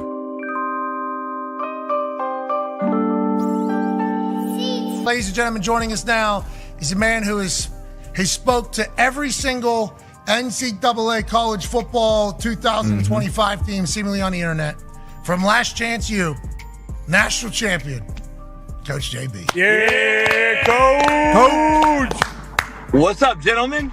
Coach, just great car, great stick. Thank you for pulling off to the side of the road. Hope you don't get killed here. Honestly, the side of the road, LA, I assume, that's not necessarily the safest place on earth. So we'll make this quick. How do you feel about all of these new coaches now in this NCAA college football 2025 game using your speeches to motivate these boys from one side of the country to the other, Coach? I feel broke. Yeah. Like, it's crazy. Can I get like a royalty or something? Like, Netflix already screwed me. I'm getting screwed by EA Sports now too? Like, holy shit. I hit him up. I reached out to him like, hey, trying to be cordial and nice. I'm a nice guy, you know me. Yeah. And I was like, hey, EA Sports, maybe I can actually be your video guy, the actual do a real video instead of using my name, image, and likeness. Oh, shit. And maybe I can get a little piece of the pie, but nah, it's all right. Just keep sharing my 500 million views of it. I don't mean to laugh at you, but obviously you are a hilarious, miserable person, and this is kind of is how it goes. Hey, Pat, I was actually chilling. My back went out yesterday, so I didn't even do my show today. So I just left my chiropractor, and I'm waiting on this damn cigar company to open. They're late, of course.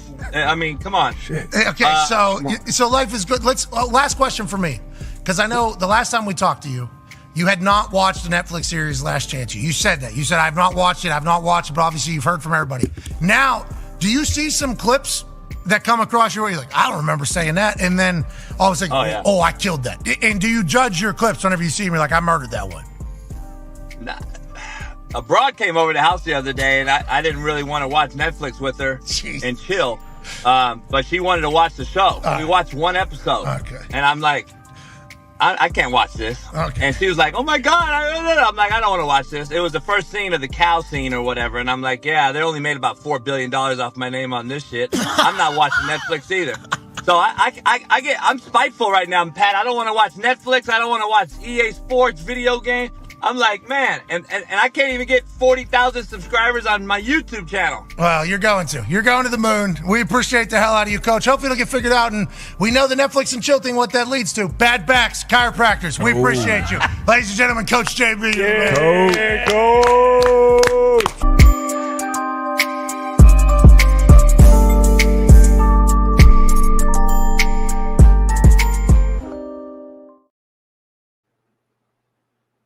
Yes, indeed. We are back in the building. Good old Pat and the boys. When they on? Harbaugh getting suspended from the NCAA while he's not in the NCAA has to be the most asinine shit I've ever heard in my entire life. That has to be the dumbest shit I've ever seen in my life.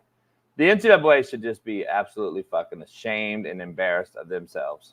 Holy shit. What a fucking mockery and joke. That's all I'm saying.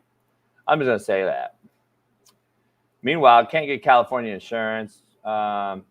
Insurance in California is an absolute joke. It's actually gone up even more after they said it would go down. Governor Newsom's an absolute fucking demon and demonic human being. Unbelievable. Can't get insurance. You cannot get it here. By the way, Allstate's left. Geico's left. Progressive has left. They've all left California, just so we're throwing that out there. Yes, left the state of California. Put that in perspective.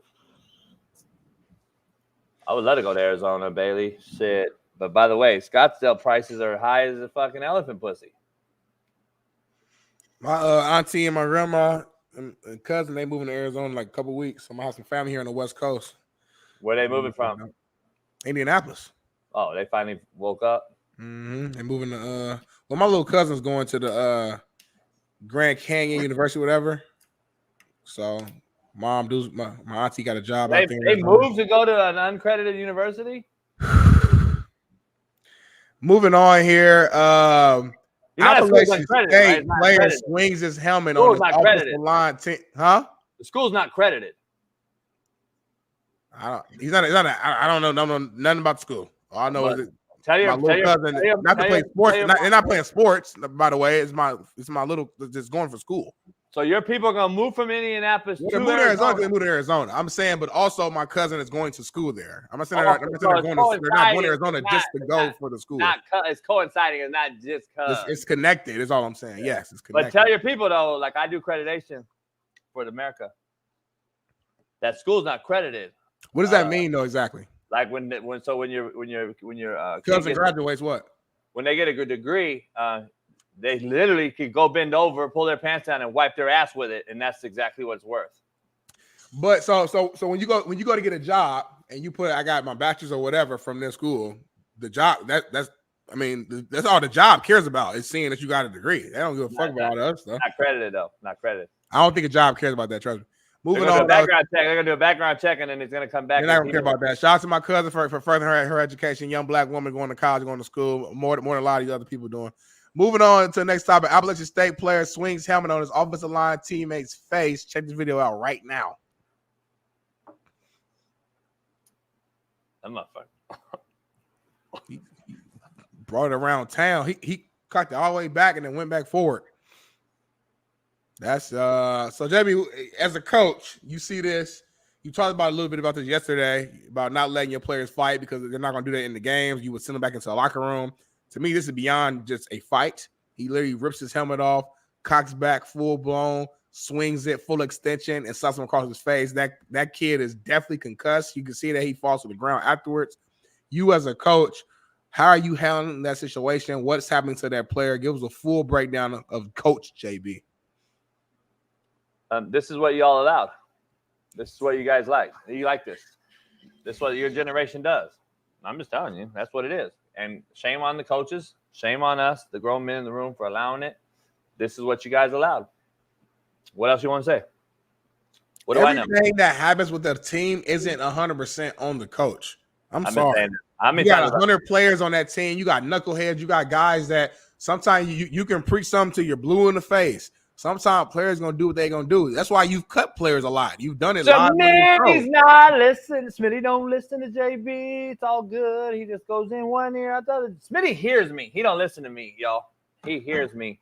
So I've been on for about 4 years now since the NIL and transfer portal era. I've been on this whole thing. I said it's getting worse and worse and worse. It'll be worse very soon. I said pretty soon you'll have riots on a daily basis.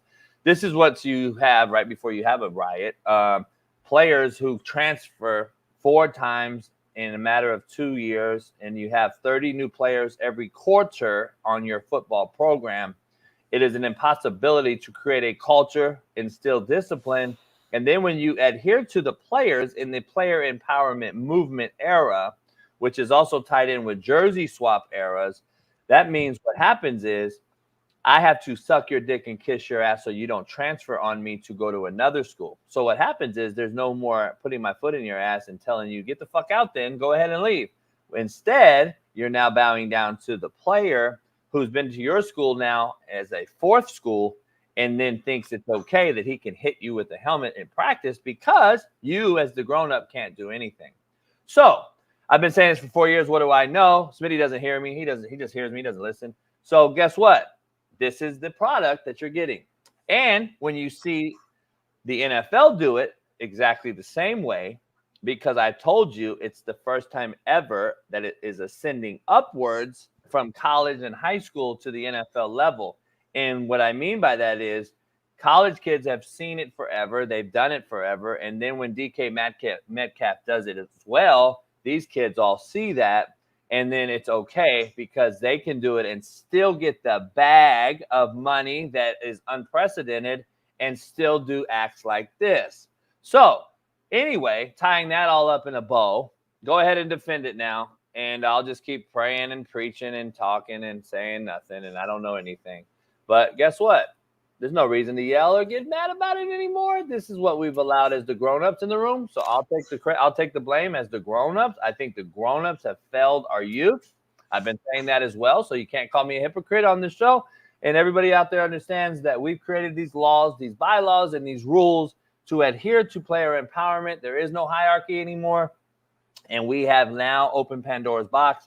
And now coaches are strictly paying for a paycheck, not to embetter people, turn boys to men, and create long life, generational employment and positivity in the community. All we care about is money, money, money. And guess what? Coaches have sold their soul to the devil, Smitty. Sold their souls to the devil for a bag, and the players just are following suit. Players are just doing what they're told to do because players only know what they know and don't know what they don't know. And until the grown man tells them and teaches them and preaches and tells them it's different, it's going to get worse. And now you're going to get this. That's a bitch-ass move, bitch-ass act. He would never play for me. He should be in jail. And now it's just accepted. He'll go to another school now. Unbelievable. Go ahead, Smitty. Yeah, I guess that, fights at practice and even situations like this, helmet swings have, I guess, only begun within the last decade. I guess it didn't happen like in the 90s ever. It didn't happen in the 80s ever. It didn't happen in the early 2000s ever. It's just something that just happened, I guess, in the last 10 years. And my generation and the generation below me, I guess we invented fights at practice. We invented helmet swings at practice, things like that. So I'll take the blame for that, as a generation, for inventing something that was never there. And yeah, obviously I'm being sarcastic. This is something that's been going on for years. It's not good. It's not a part of the sport, but it's something that happens. Again, you have 100+ players on a college football team, specifically focusing on college. You have 100+ players on that team. You're going to have a few knuckleheads. And a lot of times those knuckleheads are the ones that won't make it, either because of their own academic, issues, or coach will just. Can you give us a sample before while you keep talking? Can you give us a example of when your teammate in practice swung a helmet at one of your teammates? Go. I'll wait. Go. Nah, but I do remember a big brawl. I do remember a big brawl at my practice my freshman year at Ball State. Like, hold on, homie. Hold on. Don't move. People were getting slammed on the ground. There was a lot of stuff. So the actual action of the helmet getting pulled off and swung, I didn't say that's a big action.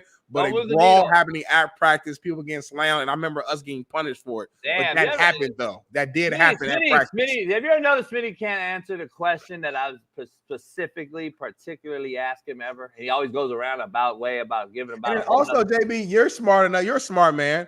Just because stuff's not videotaped don't mean it's never happened. All right, like I just asked you a question. Don't act so. I asked you a question. To prove your point and try to come off as right, which you should do. That's the show. But we also got common sense too. And this shit was not just invented in 10 years. Like, stop, JB. Smitty, your generation wild too. Hold on. What did we just watch? Did we watch a team brawl that we've all seen, or a fucking guy take off a helmet and hit him in the head with it? I asked you a specific question, homie. When did you see your teammate do this? I didn't see that. I asked you a question. I didn't see my teammate do that, but that doesn't mean that it's never happened. By the way, I coached 20 years. I played for another 20. I never seen it. And you've never seen it. And I would love to ask every other player if they've ever seen it. I guarantee you they'd say no. Now, here's what the question was. Have you seen your homie on your team hit another homie? I said no. I haven't seen that specific action, that exact action. I have not seen that exact action. And I said no either in 40 years. I have yet ever seen it either. So, make sure we're staying with the context. I said practice by a teammate. I've never seen it in 40 years. You've never seen it on your team, but yet you come around saying this has been happening. No, fights have happened. Fights have happened. In the same bubble. No, it's not. Fights, whether it's taking your helmet off and actually fucking getting real fist fights to the punch them in the face, whether it's fucking suplexing somebody on their neck. I've seen a lot of other shit though. So that's all extra shit that shouldn't be happening in a part of the game. I don't get it. You're using real specific shit. Cool. I don't get it. Cool. But I'm saying it's all in the same bubble to me. Again, it's my opinion. It's not in the same bubble, homie. That's not in the same bubble. How's it in the same bubble, Smitty? I asked you a question. You've never seen it happen before. How's it in the same bubble, homie? It's a fight, JB. At the end of the day, they got into a skirmish, and that was the action that person used. Like you're focused on a very specific move that got used. Because that's what it is. A fight is a fight. That's what we're talking about. We're not talking about a fight, homie. What are we talking about? If what this was a it? Fight, Smitty, Bailey, come in here. If this was a regular fight, we wouldn't even be talking about it.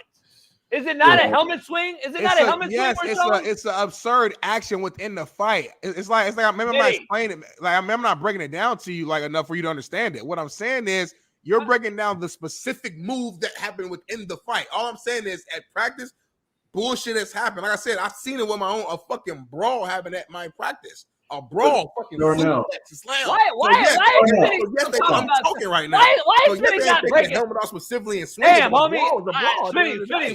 Smitty, way too smart to keep rambling like this, homie. I don't understand it. And you way too smart to understand what I'm saying.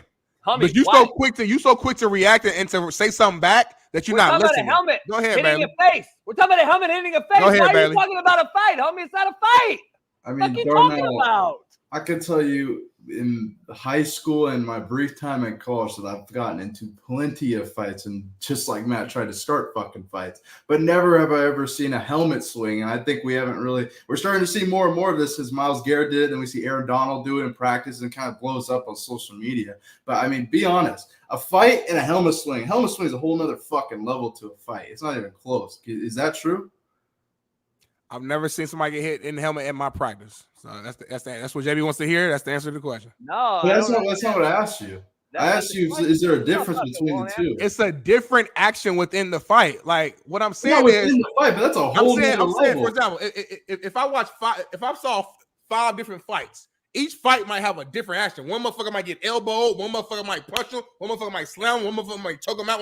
I'm saying at the end of the day, it's a fight. This led to a level of some shit that we're not used to seeing within the fight. Taking somebody's helmet off and swinging. That's fucking crazy. That should never happen. But what I'm saying is at the end of the day, we see shit go down at football practice that should not go down. To this level, sure, I've never seen that particular action. I've said that 30 times. So I'm answering your question. But at the end of the day, let's not act like that in the 80s and 90s and early 2000s that you had all these button-up players just in line like fucking army military guys who just did everything the coach said, never got into it, never did anything bad. We're not going to use that narrative. We act like today's kids, and again, he said my era. So my era is I'm a class of 2012 high school graduate. I'm a class of 2016 college football graduate. So that's my era then. So you're saying that my era was the era that started all this shit. That's cap. That's cap. That's a lie. That's a lie. Now, if you're talking about the individual action of taking the helmet off, okay, cool. We want to keep the conversation real singular and real just low level, and cool. Let's do that then. If we're talking about that one single action, cool. But I'm broadening it out because it's bigger than just one helmet swing, in my opinion. But it's what it is. Agree, disagree. No. It's about riding a bike. It's about riding a bike to the fucking market. That's what we're talking about. The fuck we talking about, homie? We showed a video of a cat hitting in the head with a helmet. That was the discussion. You've turned it to where everyone's been fighting their entire careers in football practice. We already fucking knew that. We wouldn't even have showed that if it was the case. We talk about it on this show every day. We need a good fight in practice. I never seen a fucking helmet being hit by a teammate. That's the discussion of this topic. What are you moving the needle for, homie? I asked you a specific question. Over 20 years of playing as a player in Smitty, he said, no, I've never seen that particular act. And then you talked about fights. This isn't a fight, homie. This isn't a fight. I've never seen it in 40 years. Are we having a discussion, or are we just are we just doing like a yes or no question thing? Because this is a show, right? So when we have a show, we're supposed to give takes and opinions, and you're supposed to go deeper down into the conversation. It's not a yes or no. It's not a Smitty. Have you seen somebody take a helmet off, hit somebody in the face? No. Okay, next topic. What the fuck? Why are we on here then? If that's the case, anybody come on and do that. Bailey's gonna ask me a question, and I'm just gonna say red, blue. Like, what the fuck we talking about, homie? This was a discussion of a specific topic. What do you mean? This ain't a fucking gray area. This ain't a fight, Smitty. This ain't a fight. I don't understand how you're taking this into a fight of a practice. This ain't a fight, homie. This isn't a team fight. This isn't a fight. This is a fucking assault with a helmet on a teammate. I don't understand how this is totally a gray area discussion now. Yeah, you're supposed to give takes. That's what we do. This is not this. The debate should be specifically about a helmet hitting a guy in the face, though. That's what the act is. I don't understand how it's a fight. It should not happen, and it don't happen a lot now. You're blowing it out of proportion. It's something we mentioned Myles Garrett. It happened 3-4 years ago now at this point. It's not something that happens all the time. We can count on one hand how many times we've seen it. Literally one hand. As far as examples, if you've seen it. So we're using these little small sample size, and we're using it to define and hold an entire generation or era of players and saying You don't. it's the coach's fault, it's the player's fault. It's happened 4 times. You guys can tell me more than 4 times this shit has happened. Hold on. So you don't think that when we give leash and give and give and give, you don't think this is going to get worse? That's where the naivety, in my opinion, is at. Like, you don't think it's going to get worse. Like, so this happened yesterday, 2 days after the incident we just showed at Appalachian State. We've seen this continue to happen, and this, all I gave you was my take is fair to your point. My take was it's happening and happening and happening because of what we've allowed as the grown-ups. I said this is the grown-ups' fault. And I said I've never seen this in practice by a teammate in 40 years. So I'm just saying. Now, to Mo's point, hello, Steve Kim. To Mo's point in the chat, we had fights every day at Compton College. But we never had somebody swing a helmet on them unless it was a game. I told our players, put your helmets on and shake lines. And guess what? Mo and I, when we played together at Compton, had a full-out brawl in the hood, and the people came out of the stands. People had knives, guns, and the whole nine, and cats were hitting each other with helmets. That's why I told our players, keep your helmets on. That's a fight between teams after a game in a full-out brawl with the crowd. It's a completely different deal than a teammate, me taking my helmet and hitting Smitty in the face, and we share a locker space. Come on, man. This is a whole nother discussion. This is happening at an all-time high, by the way. Smitty, hey, Steve, how you doing, Steve? Morning. Smitty, so. It's not happening at an all-time high, but okay. What's up, Steve?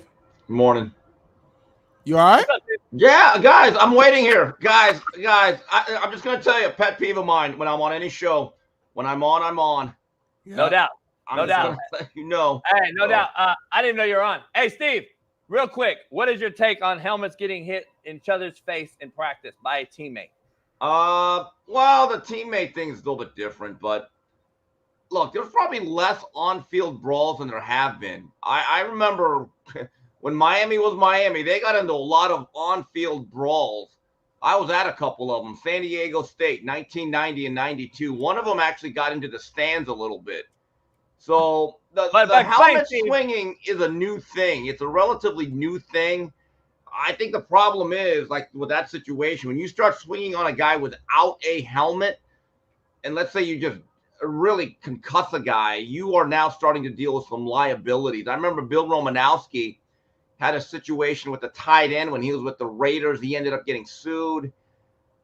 I don't know. Look, this is going to happen in the game. The problem is, the way things are in society today, you go beyond the lines of a regular training camp or practice fight. You never know how that's going to spill over into the locker room and beyond. Steve, so it's up to everyone else to kind of quell that as quickly as possible. And the take was strictly about the helmet swing. We've been in fights we've seen fights, to you and Smitty's point. We've been in fights. That's a normal thing. Like, we actually condone it. I want to see a fight in practice to see if we got some nuts and guts. Swinging a helmet on a teammate, to me, is the debate here. That's the whole issue I have. I've never seen it in my 40 years coaching or playing. Smitty said he never saw it. I've asked other players, I'm like, dude, did you ever see a guy on a team? The reason I say it's happening more, Smitty and Steve, is because we're having 35 new bodies every single semester at your school. So those guys don't even know that guy anyway. It's almost like it's a rival anyway. They don't care about each other. It's not the same as it was. That's my whole point on this thing. Yeah, I mean, but it is funny. This is interesting. There may be more practice fights than before, or guys going further. But in terms of on-field brawls between two teams, I don't actually see that many of them anymore because the penalties are so harsh.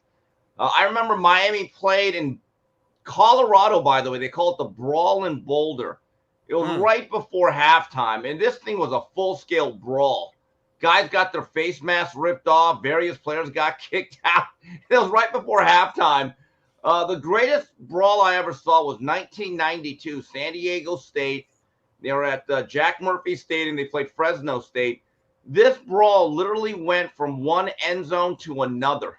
It halted the game for about 20 minutes. It was after a touchdown, and that's the game where Marshall Faulk got hurt and kind of ruined his Heisman chances. But this fight went 100 yards. It's one of the greatest things I've ever seen. It's on YouTube. Fights have been happening, dog. That to me, it's not even. I wouldn't even have showed a regular fight. Like that's to me. This is starting to become. But do you understand why Steve is bringing that up though? Like that's my only point. Like it's still connected to me. I understand the helmet. We get there. We're on the same. That's a quick. Like that's common sense. Like duh, don't use the helmet. Don't swing it. We understand that. But it's still a part of a extracurricular activity that is happening in football. And all I'm saying is when we say that. Like it's due to this generation and the coaching now allowing it and this and that and third. I just got to take a step back and look at the broader conversation, the broader picture to like show that there's been undisciplined players since the beginning of time, and that's just what I look at it. That's all I'm saying. But Smitty, I think the thing is, it's like hockey fights. There's a code. You can't use your stick. Right. So once you do that, now you're really crossed the line. You know, they explain why do you have fights in hockey? It's to actually police the game. It's to make sure that nobody takes the liberty, and you got to protect your star players. Everyone had an enforcer. Right. Like for Wayne Gretzky, it was this really tough guy named Dave Semenko. And his job was like, hey, if you take an unnecessary shot at 99, I will take a 5-minute roughing penalty to make sure that never happens again. But when they drop the gloves, they also drop the sticks. Right. So there is a code. It's like a professional boxing match. Oh, yeah, I get that 100%. Fight, I get that. But you can't hit a guy in the balls. Even in MMA, there's certain things you're not allowed to do in the MMA that I really didn't understand until someone explained it. You can't knee someone in the head. There's no groin shots. There's no eye gouging. Of course, yeah. Right. So I think it's just about rules and unwritten rules within what can be described as a violent endeavor. But see, here's the thing that I just think is getting dismissed, or it's over our heads or something. So Smitty, I want you to explain it as a player. Now go sit next to that guy tomorrow in the locker room that hits you with a fucking helmet in the face, your teammate. I mean, that's gonna be an issue. I mean, that's my point. That's my point to this whole broad discussion. But no, we agree to that. I mean, I don't like. But it's not a fight, though. A fight. If it was just a fight, Smitty, you and I would be having drinks tonight because it's a normal act. This is a guy who attacked you with a helmet at practice, your own teammate. And yeah, that's foul. I'm with you on that. Like, we agree on that. But to my point, the reason, and how do you go for the Seahawks? How does this corner now share the locker room with DK Metcalf? He threw a helmet at this guy's face. Like, I don't understand how we don't understand this is a completely different act than a fight. That's all I'm saying. I just don't think this is because we allow 30, 40 transfers a semester, and we got guys who really don't care about each other on their teams, in their locker rooms. The coaches cannot control the actual culture anymore. And there's guys on these rosters now that aren't true Miami Hurricanes, meaning they didn't get recruited out of high school. They didn't grow up loving Coral Gables. They weren't back in the day, we did, and we would never disrespect that. Nowadays, we got guys coming from Florida to Miami and Florida State to Florida, and we don't give a shit about the player, the entity, the culture. I just tell you, it's different, man, and it's getting worse. That's all I'm saying. But anyway, for sure. Let's keep it rolling, though, man. There's a video here of Nick Saban talking to Matt Eberflus about Caleb Williams and how expectations are a killer. Check this out. Here's my theory on why NFL quarterbacks fail at such a dramatic rate. To me, expectations are a killer. This kid's got so much media, so much hype, so much expectation on doing well. And he has to develop so quickly to meet the expectations that everybody has for him. It's almost impossible. The expectations are a killer, but yet, to use your word, development is the key for him. I've been saying this, Steve. I've been saying this every day. We've been putting these pedestal on these dudes. I said you set up Deion Sanders for failure. You set up Caleb Williams from the gate, comparing him to C.J. Stroud. That's just my take, Steve. I don't know. There's just no way you can do this because these kids will never develop as a rookie on a bad organization right out the gate. If that's the case, if we're going to give Caleb a pass, we better give Daniel Dimes a pass, and we better give Sam Darnold a pass. The Mormon Milf Hunter better get a pass. Desmond Ridder better get a pass. Small Hands Pickett better get a pass. Justin Fields better get a goddamn pass. But we're not. That's the thing about it. Yeah, but, Coach, they weren't number one picks. It's a little different. With Caleb, I think there's expectations. look, he's actually in a pretty good situation to succeed. If you look at the surrounding parts in that Chicago offense, I think they've done a good job of actually making sure he has help. Yeah, I do. I like their wide receivers. They beefed up Noor. right. Yeah. They've invested into the offensive line a little bit. The key, and look, I don't think he's as good as C.J. Stroud. C.J. Stroud has that rare ability to operate in the pocket, step up, climb, and deliver the ball with anticipation and accuracy. To me, he's already or is on his way to being an elite quarterback for the next 12 years, barring any serious injuries. Caleb's whole deal is going to be, can you play within the structure and make a decision, a sound decision, within 2.5 seconds after the ball is snapped consistently? Because the Harlem Globetrotter stuff that he did at the other level, that has to be the exception and not the rule. That's going to be the question that I want to see is, can he go snap ball, 1,000, 2,000, bang, out? You have to be able to do that 80% of the times on any pass concept in the National Football League, basically. That's the whole question. But he has help, though, Coach. Now, to be fair, some of those other guys you named didn't have nearly the parts to work with coming into their franchise. You're right. I mean, but I kind of like, I give it to like Justin Fields had to go through that for 3 years and go through that growing process. That's why I was so kind of upset about, I wanted to see him have a 4th year with this crew. But anyway, it is what it is. Speaking of that, Steve, we got preseason football tonight. I don't know who's going to play. I have no idea. But what do you expect out of Drake May tonight? This is going to be interesting because there seems to be some sort of, I don't know if it's a man-made controversy over Drake May and the bazooka Joe Milton. I'd like to see what Joe Milton does when the bullets are live. I mean, again, Joe Milton is one of these guys in shorts and cut-off T-shirts throwing against cones. He's the greatest arm talent in the history of arm talent. And then in the game, he can overthrow Mount Everest and can't hit the side of a barn door consistently. The question, here's the problem for anyone that plays for that team, and I believe it's going to be Jacoby Brissett's going to be their starter, isn't he? I believe so. Yeah. Right. Good. If I'm Drake May, I do not want to start day one for New England. They have no parts. Stanley Morgan ain't walking through that door. Irving Fryer ain't walking through that door. Deion Branch ain't walking through that door. I mean, they have no help. I mean, look, I love Belichick, all-time great. What he did to that offensive side of the ball is mind-boggling to me, how bad it's been the past 7 to 8 years. Okay? Yeah. So I want to see, because in this particular game, this is something that I would watch if I was not traveling. I'm going to be in Vegas for the fights this week, and I still might be on the road. But I want to see, is this the modern-day version of Heath Schuler, Gus Frerotte? I remember, I think it was in 1994. Heath Schuler was, I think, the 3rd-round draft choice out of Tennessee. I liked him a lot. And then Gus Frerotte, I believe, was like the 6th-round draft choice. And by the way, by the 3rd game of the preseason, people kind of knew that Frerotte may have been the better quarterback. So let's see if history repeats itself here.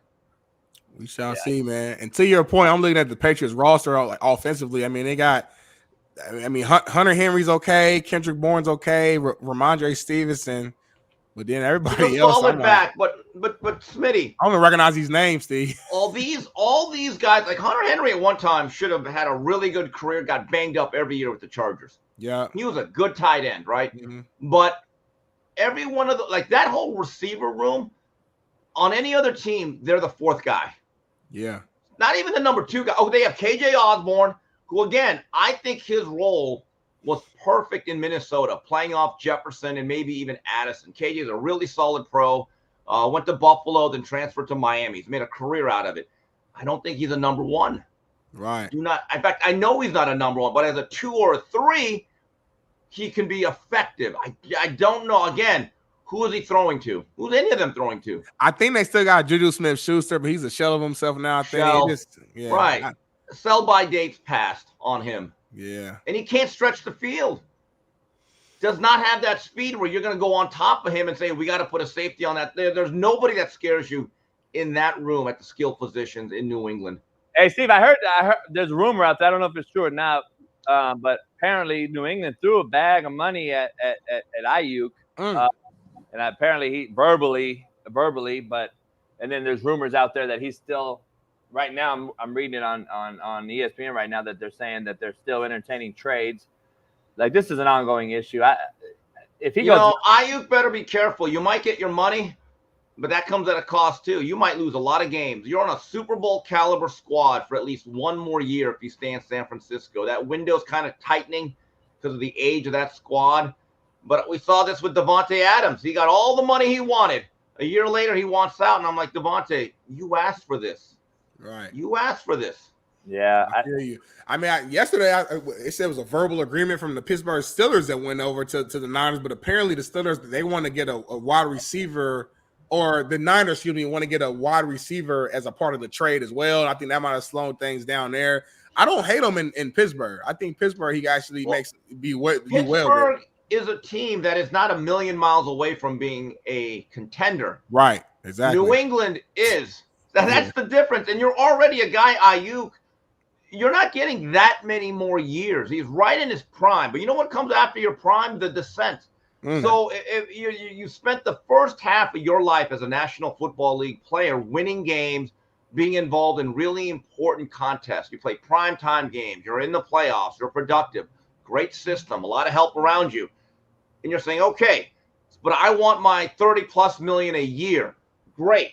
Here's the problem. Are you willing to go 4-13 for the next 3 years of your life? Again, life is about decisions.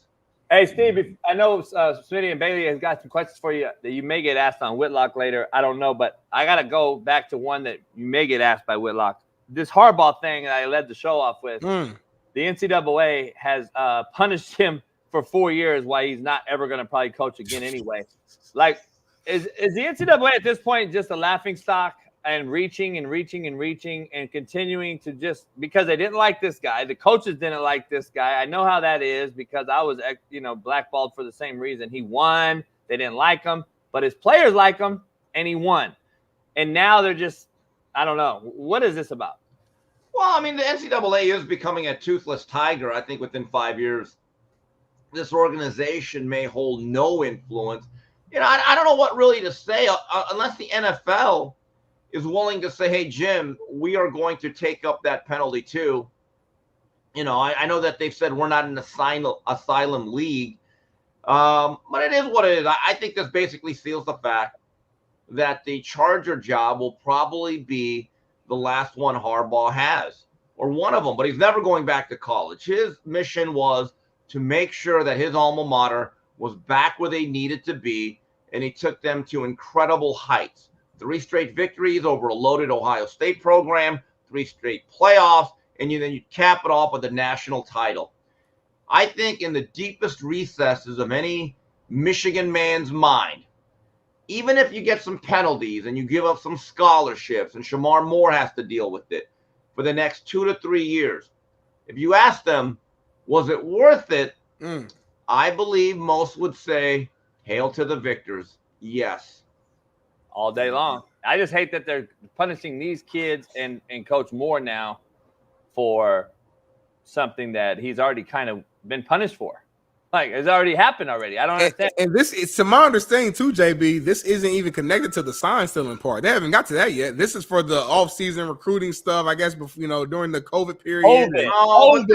Yeah, but that's crazy. Smitty, that's like a parking ticket. I'm with you. I'm saying. I'm saying everyone. I mean, Antonio Pierce was like guiding players around at Arizona State. I just that to me is like that's like spitting on a sidewalk and getting 5 years. It's like, oh God. That's what I'm saying. Like, so I think we're not even at the. I think we're at the very beginning because once they down to the sign and stuff, who knows what they're going to like? They're at a point they're just trying to come down on Michigan as much as they can. They got Harbaugh out of there. That's what they wanted. Yeah. Mission accomplished. He went out of there with a championship ring on his middle finger. Okay, right. Let's Shamar Moore how you get have fired a good on run your day there. off? Like how you get suspended? He ain't even with the organ. Like it just, I don't know. The whole thing is a joke to me. It makes no sense, JB. I talked to Carl Reed last night, Steve. Carl was like, and I said the same thing. It's like I graduated from high school June 13th, And I went home and I threw all my books in the 500 building at high school. Yeah. And I got home and the principal called my mom and said, "You're expelled." I'm like, "Well, fuck, I already graduated. I'm in college."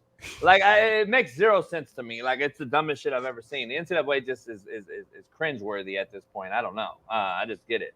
Hey, I got to ask you, though, before Smitty asks you this last thing, I got to get your take on this, your actual take on this this Olympic women's boxing deal that's going on. Now, whether it's a boy born or a boy girl or whatever, however it was born, apparently these both have chromosomes that belong to a male.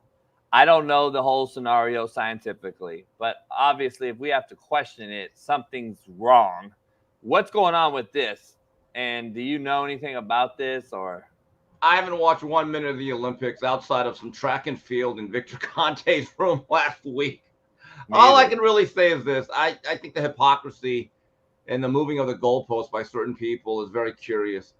On one end, they say, well, she looked like a woman and was born a female and identified as a female coming out of the womb as a kid. Okay, so is that the new standard? Because that hasn't been the standard. Then about the chromosomes, it's like, well, we got to trust the science, except when we don't. So which is it? That's the thing that's maddening. That's the inconsistency is very odd. I'll come clean. I have not watched one Olympic boxing match. I find amateur boxing to be boring. I think it's almost downright unwatchable. And quite frankly, I'd rather just watch other stuff besides that. I started this with Smitty the other day. I'm like, this is exactly to your point why I was like, this is just another way of luring us in to accept some shit. That's the point I was making the other day. And whether it was born a male, female, we don't know the whole thing, but what is it now? Like now they're female now? It's alluring us in to accept this. Right. Shit. I mean, so what you're no longer, so it's no longer, well, she was born biological. Okay. So that's the standard then. Yeah. Until it's not. And then it's like, well, we got to trust the science. Till we don't. Yeah. I don't get it. XY chromosome. I don't get it. It's unbelievable. Hey, who's fighting this weekend? Where you going there? I'm going to Las Vegas. A really good junior middleweight battle. Sergey Boachuk against Virgil Ortiz. 45 victories between them, 44 knockouts. I think it's going to be a hell of a battle. Virgil Ortiz has to make 154 officially for the first time. I think it's going to be a real shootout. And unlike last week, which was really strategic and tactical, this one here is going to be bloody and violent. Ooh, bloody and violent. Hey, and Smitty's going to take over from here because I'm asking too many questions. I got to ask you this from a chat fan. Is there any shot in hell that Canelo fights Bud? As of right now, no. I think the nature of last week's fight, where Bud didn't exactly blow away a junior middleweight, that's kind of, I think, quelled that talk. I think there's even a realization from that side, being Bud and Turkey Al-Sheikh, that, you know what, there's some business to do it here at 54. And there's really good fights at junior middleweight. You got the winner of Virgil Ortiz, Boachuk. They're fighting for a WBC interim title. You still have Tim Tszyu. You still have Sebastian Fundura.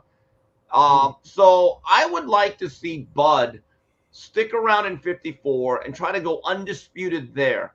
If he does that, that's the trifecta. 140, 47, and 54. As I said on the 3 knockdown rule with Mario this week, I said he does that. That is all-time greatness.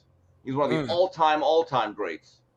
I agree 100%, man. Last thing I just wanted to add before you go, Martin Bacoli, who we saw, knock out Big Baby this past weekend, has some sparring stories that he was talking about against some other prime heavyweights. Check this out real quick. That you stopped Daniel Dubois and Usyk in sparring. Can you elaborate on that?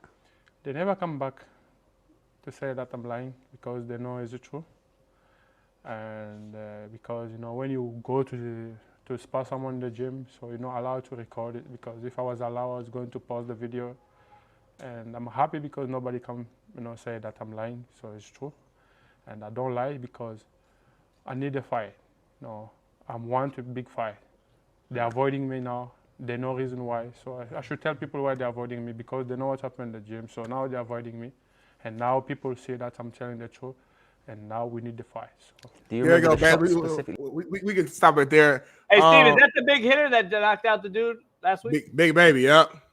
This past He's got weekend. natural strength, very heavy hands. I've heard about, look, people know who Bacoli is. He was a top 10 rated heavyweight in the ring, but like he had said, had really never gotten that shot that he needed. And he's one of those boxers that's really dangerous in the gym, gets hired to do a lot of sparring because you need big bodies. And, you know, there had been kind of this urban legend about him that I think he seemed to reconfirm. And now he is absolutely a player that was a big-time victory, as he may have sent Jared Anderson into premature, or, you know, for him, he wanted out anyway. So, I mean, he may have done him a favor. Again, young fighters, when you start talking retirement, just retire. The game's going to move on with or without you. Jared Anderson, I don't think knew what he was getting into. He took it for granted that he was going to win because of some of the matchmaking that had taken place for him by Top Rank. And it may have created a false sense of security about just how good he really was. Steve, this is why I go back to you guys all the time about this. American sports are dying. We had a 25-year-old guard for the Titans retire 2 days ago. And we've seen guys get drafted this year in the draft, and they said, I'm good. I want to be a TikToker. I believe this is not just a football, basketball, baseball. It's boxing. It's every sport we're seeing it in, isn't it? Isn't that correlated to American sports? I want to ask you, was that guy a starter? I mean, he may have had a medical condition. He may have seen, I'm not going to make it. I think he was a big-time player for the Redskins at one point, or in Washington as a youngster, and then I know he dealt with a ton of injuries over there, but he was on number one on the depth chart going into this season for sure. So yeah. But they paid him. Yep. So does he pay the money back? No. See, that's my point. It's a slap in the face. Like, we keep paying these guys at all-time clip, but then we don't get back what we pay. Knowing what I know about what's going on, if I'm teams, I put specific clauses. If you just retire early, we're getting that money back. I'm sorry, this is a business arrangement. We are not a charity. So I'm not I don't know if I'm right or not on this. Smitty's a Colt fan, and Steve would know everything. Didn't Andrew Luck have to do something like this? Did he? I'm assuming he did, because I didn't think that was the way he did it. Yes, I would not have let him. Look, Barry Sanders had to pay back some money. Was it more morale, or was it fact that no? Because I remember him. Didn't him and Irsay get into it or something a little bit? Well, I don't know about. I remember when he retired. It was the night of the Miami, Florida game. It was week 0 of 2019. And it was during a TV timeout. I'm in Orlando at Camping World Stadium. And it was in the middle of the second or third quarter. Buzz started going all around the stadium. Oh, my God, Andrew Luck just retired. And everyone's like, really? I do think he either had to give back money or he didn't get monies that was coming to him. It was something. I know they agreed on some sort of settlement. And I feel like the coach might have looked out for him and just let him keep some of the money, and then maybe kept another. It was some agreement they had for sure. I know that. Barry Sanders had to go to court with the Lions. They wanted some of their bonus money back, and that's Barry Sanders, right? So I don't know. Maybe that individual just said, "Look, my body's breaking down. I want to be able to walk when I'm 40." I get it. I do. This game is not for everybody. It isn't. Even the ones that are talented enough to make it. It's not for everybody to go 10 to 15 years. It really isn't. And look, they put in Patrick Willis into the Hall of Fame. He played only 7 years. He had concerns about his own health. And there was a debate. Should a guy who only had a 7-year career to retire the way he did, should he make the Hall of Fame? I think you're going to see more and more cases like that in the upcoming years. Hey, before you get out of here, I just have this one question. Mike Tomlin's come out basically saying Russell's leading the pack right now as a starter. But he's not going to play. He's not going to play tonight or tomorrow whenever they play. It's Justin Fields' time. Do you think he's making a statement as to Justin Fields, this is your time to shit or get off the pot, in your opinion? Do you think he's giving him a shot to actually have a shot at actually starting? Well, I don't know if this year I have a hard time believing that Russell Wilson is not the starter. He's the tenured veteran. He's got a better track record. Russell did not go in there to be a backup. Justin Fields probably needs a year or two to reset himself. Looks like he's in a much better situation. But again, if I'm Russell Wilson with the new team, new system, new players, new coach, I kind of want to play a little bit in the preseason. I do. I think a lot of veteran players that played in the 80s, 90s, early 2000s, they'll tell you, as much as they hated it, they kind of needed live game reps against real bullets before going out there in week 1. And it's not like Russell Wilson's played at an all-pro level here the last couple of years. So I think that's an interesting decision, but they coach the team. I don't. I think Russ has been kind of banged up. I think that's why we've been seeing Justin Fields get the most reps anyway. I don't think it's anything outside of that. To your point, Russ is starting. If it's that, then it's that. Yeah. That's if he is banged up, don't get him banged up anymore. That's perfectly fine. And to your point, I know Andy Reid, he always makes his starters go out there and play like a lot in the preseason. So I'm sure we'll see Mahomes play whenever their games come, things like that. So, but Steve, we appreciate you, man. Hey, Steve, Del Taco Barstow. Del Taco Barstow. Yeah, I'll be there. There used to be a time guys would maybe sit out the first game. Game 2, you play about a series or 2, maybe a quarter. But by the 3rd week of a 4-week preseason, you would play about 2.5, maybe 3 quarters. Then you sit out the 4th week, and then you kick off. I don't remember that many catastrophic season-ending injuries growing up. I really don't, and people always talk about it. And players, they talk about, well, it's a safety issue, this, and that. Right. Meanwhile, you're adding on weeks and games. You're adding on a week 17.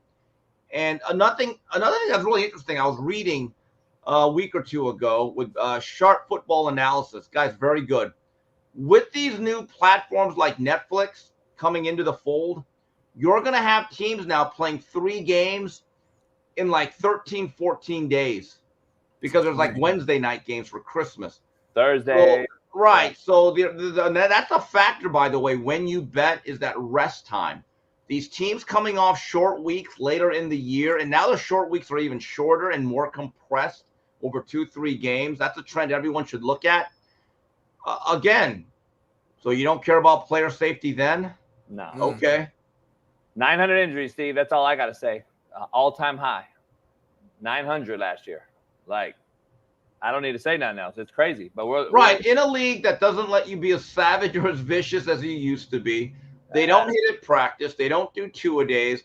A coach, if he ever tried to do the middle drill the way Jimmy Johnson, that was his favorite thing, players would revolt, right? So they don't play in the preseason. But there seems to be more soft tissue injuries and things. I'm like, are we really safer, better off doing it that way? Callous, like you say, Steve. To me, you're not walking in the ring and haven't got hit in the face in 6 years. It's just not going to happen. Like I believe when you say callous years ago on this show, it holds weight. Like that's what it is. Go play. Like now, listen. I know you're leaving.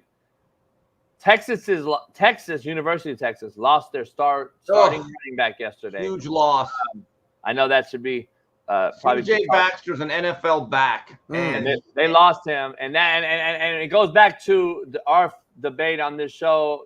I had a whole take on Dion, and Dion coming out talking about don't hit Travis, and you said let's limit the reps in practice, and maybe not the speed you go, just the reps you do it at.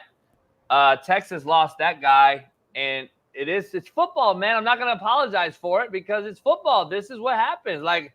I just rather have more of that, not getting hurt, obviously, but more just play to Sark's point. And if it gets hurt, he gets hurt, man. This has happened for the history of football. We've lost guys in practice before, Steve.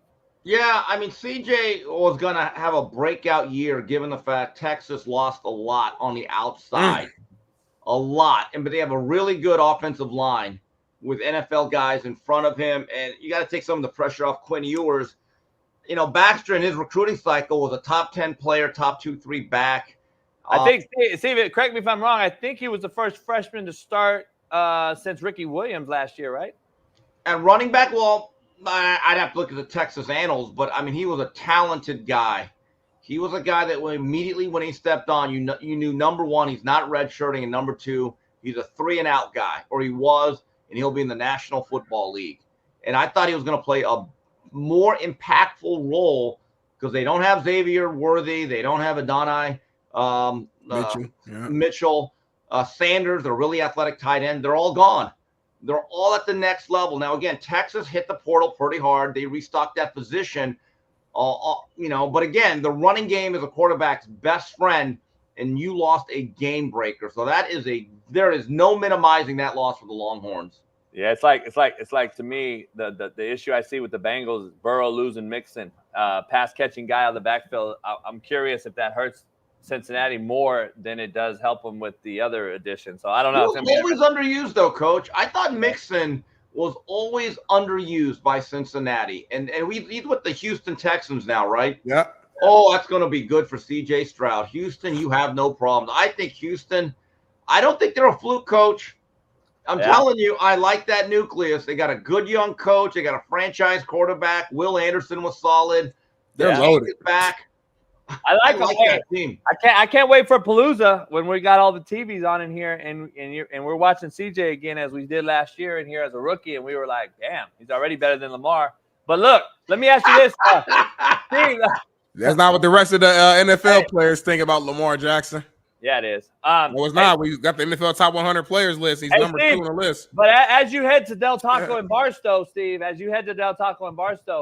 Josh Allen made interesting comments today, and that is my worry with CJ and Texas. Addition by subtraction. Josh Allen seems like he is stress-free without the shitbird, and now that shitbird is over here in Houston, and I'm curious if that shitbird causes some rift there. So that's all I'm saying. This is going to be a test of C.J. Stroud's leadership. Can a second-year quarterback actually tell anybody, especially a guy with like Diggs that has real production, has a solid resume, can he look at him on the sideline and just look at him in the eye and during a tough situation where he's bitching and moaning and just say, hey, why don't you STFU? All right? Real simple. And walk away. The greatest relationship of any quarterback wide receiver that was good was Michael Irvin, Troy Aikman. And Michael Irvin once said, look, as a great wide receiver that I understood one thing. There are 2 people I cannot mess with. That's my head coach, if he's a good head coach, Jimmy Johnson, and I would never mess with Troy Aikman. He once said that in his household, he told his kids and his wife, he said, guys, I'm going to tell you, look around.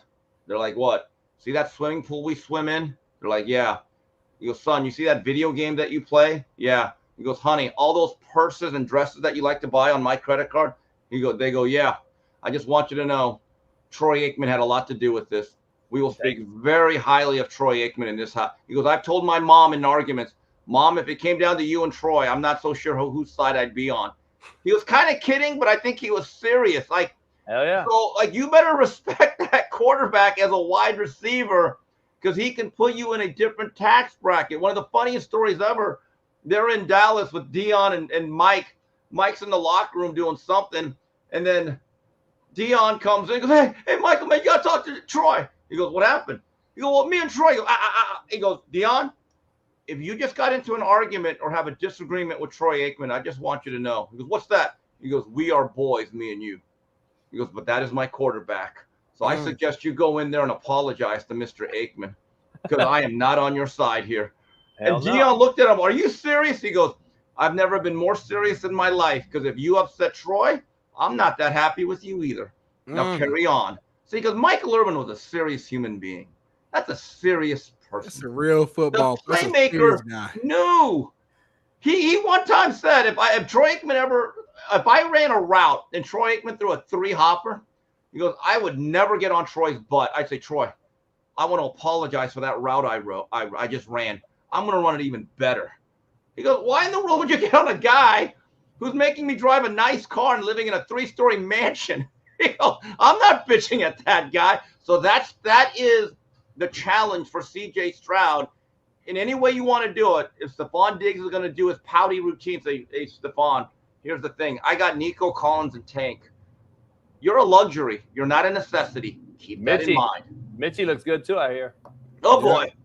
Yeah. Hey, Stephon's on a 1-year deal, though. So, I mean, that's the play into his mind as well. You can't go out there and be a, You know what's interesting? I was reading, forgot what magazine. I think it may have been Sharp Football Analysis.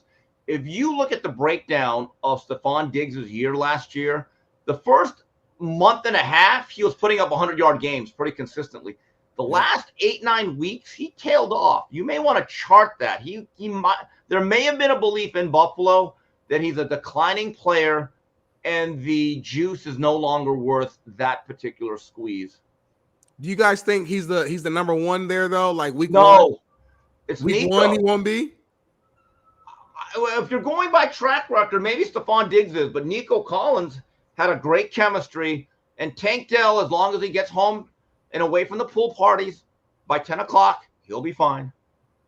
Just saying, Coach. I know you talked to him. That's your player, Coach. Get on. Nothing good happens after midnight in certain neighborhoods. Just want to let him know. Either coach or allow it, JB. Yeah. It's on you. Just saying. It's on me. Steve, Hey. appreciate you, Steve, man. Be safe on All your right, guys. Have a great weekend. I'll see you next week. Yes, All right, sir. brother. Well, we'll talk to you. We might not be here next week, but we'll let you know.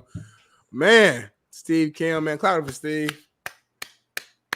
I'm gonna hit up Skip. Hey, we're gonna go on a quick break, man. I'm gonna go make me a peanut butter and jelly sandwich, and we come back. We're gonna wrap up the last 37 minutes of the show. How many? 37, and I'm out. I'm getting off this thing right on time. Got stuff to do. I got meetings. I got all types of stuff going on. I'm real busier than JB. Work hard than JB. But we got a load of show left, man. We might have more black people shit, white people shit. We might have more bear stories.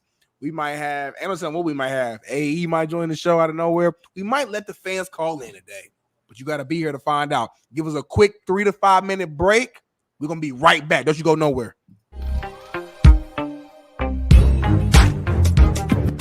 Here, this is the infamous one of the palm trees that Ash ate. Can't fucking believe you. See this fucking belt?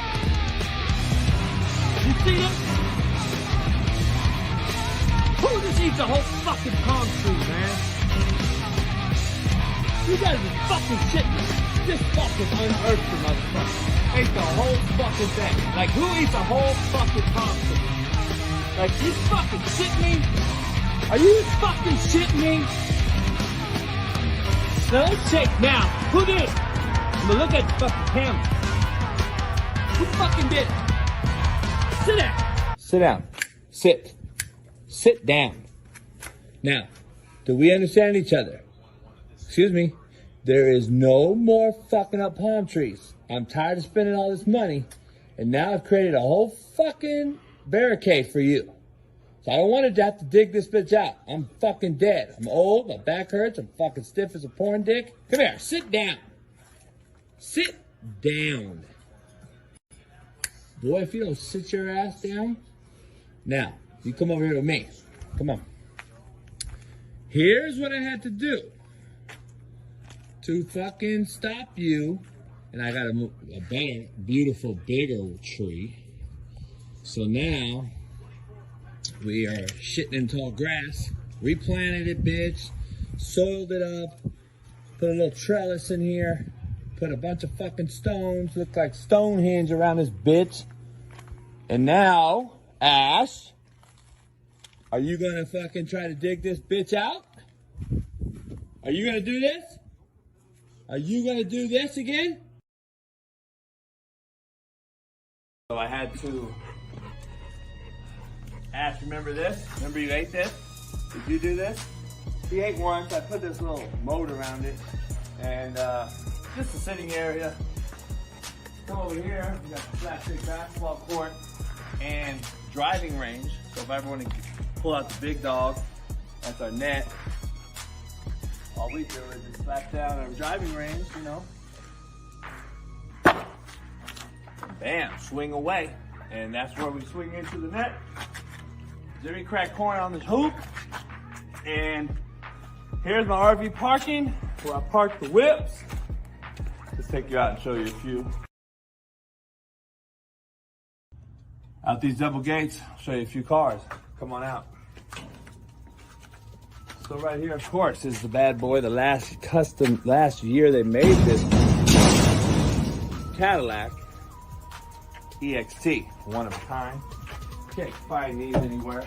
And then you come out here, you got the 650i, BMW, ragtop, 500 to the rear.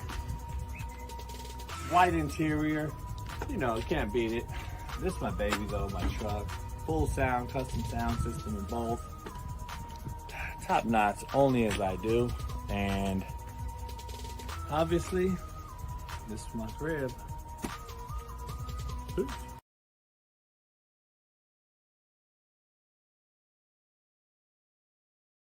All right, that's JB's Cribs. Appreciate you jumping by, coming by. Listen, it's time to go. Now take your asses and get the hell out of here.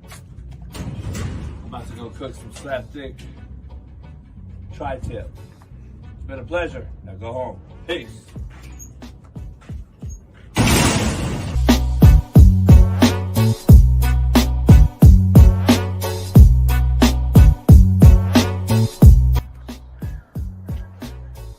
Get to look down on the property. That'll do it. Real Coach JB's Cribs. Peace.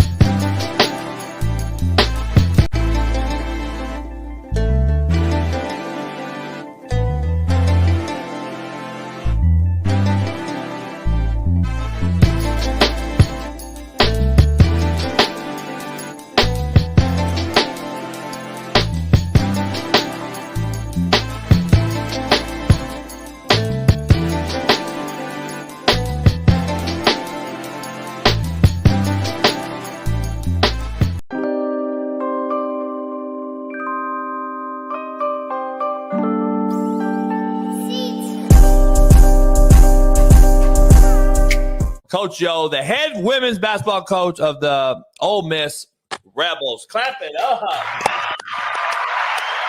What up, Coach? Nice to meet you, Coach. It's getting ready to be a shift. If you're not okay with these players having some power, you got to get out the game. Straight up, or you're going to get ran out. I'm very particular on the type of kid I go after. Like, if they come in the door, I need this, I'd be like, all right, see ya. I'm still old school in the fact, like, I want the players that got a chip on their shoulder. I want the players that someone said they couldn't do it, and they ready to show the world they could do it. You know, I want the players that want to be coached hard, because they're still out there. There's a narrative. And yes, the game has changed, and, you know, some people say they're soft. And yeah, and that's true. Like, we came up different. Like, let's just keep it a stat. But there are some kids out there that still want to get out the mud, still want to work, still want to grind. And that is where these coaches are messing up, because they're really not evaluators for real. Come on now, JB. You was getting kids from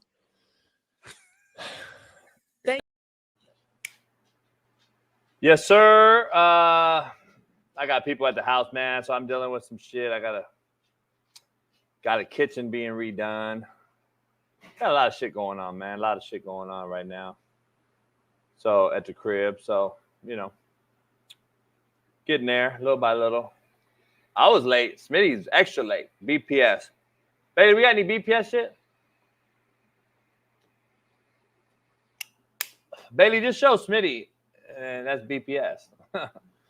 There it is.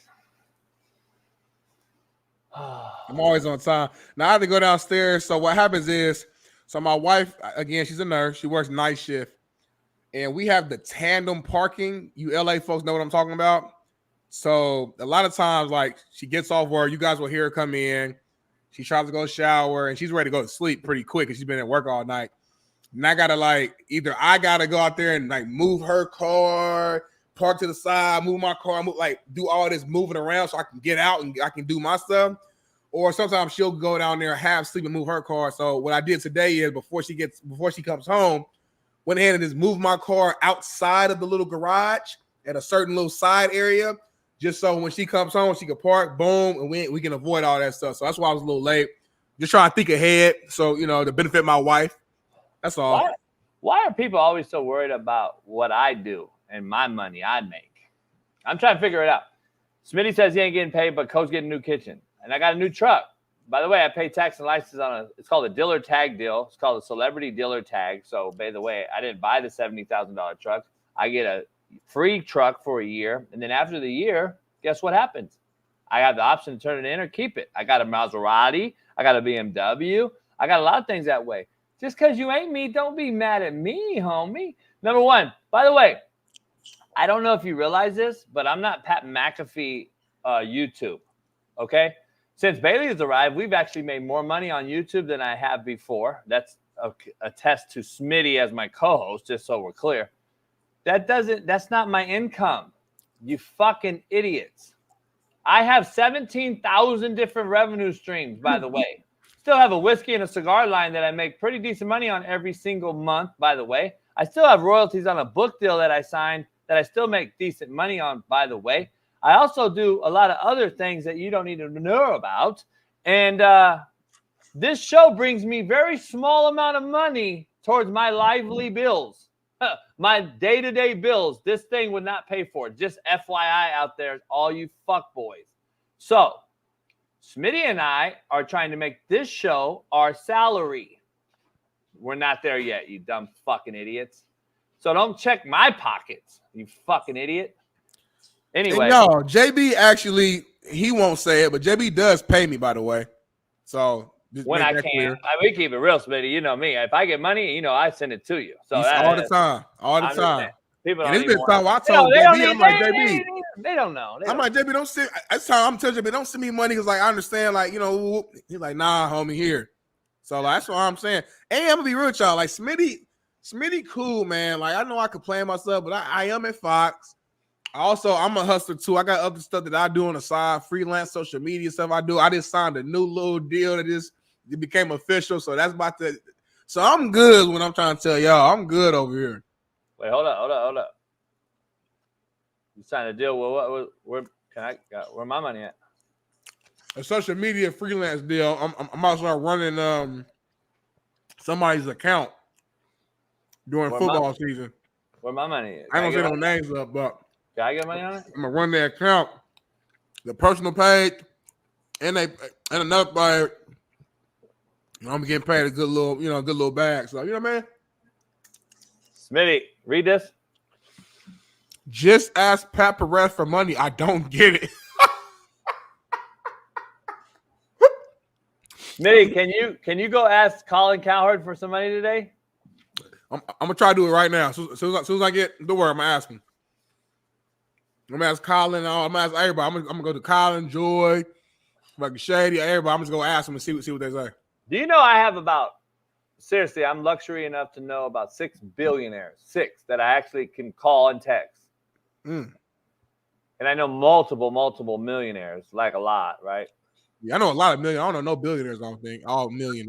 I've never asked one person for $1. You know that? In my entire life. I've never asked another human that I don't know for $1.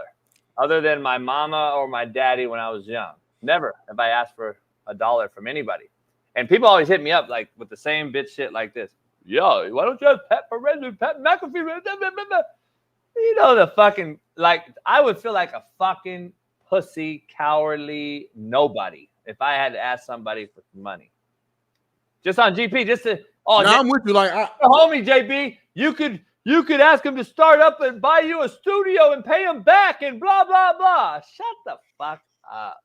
Yeah, I could probably count on one, I'm not probably one time in my life for me, I got to be hurting or I got to really, really this is a necessity. I need this shit because pride alone is hard for me to even ask people for money.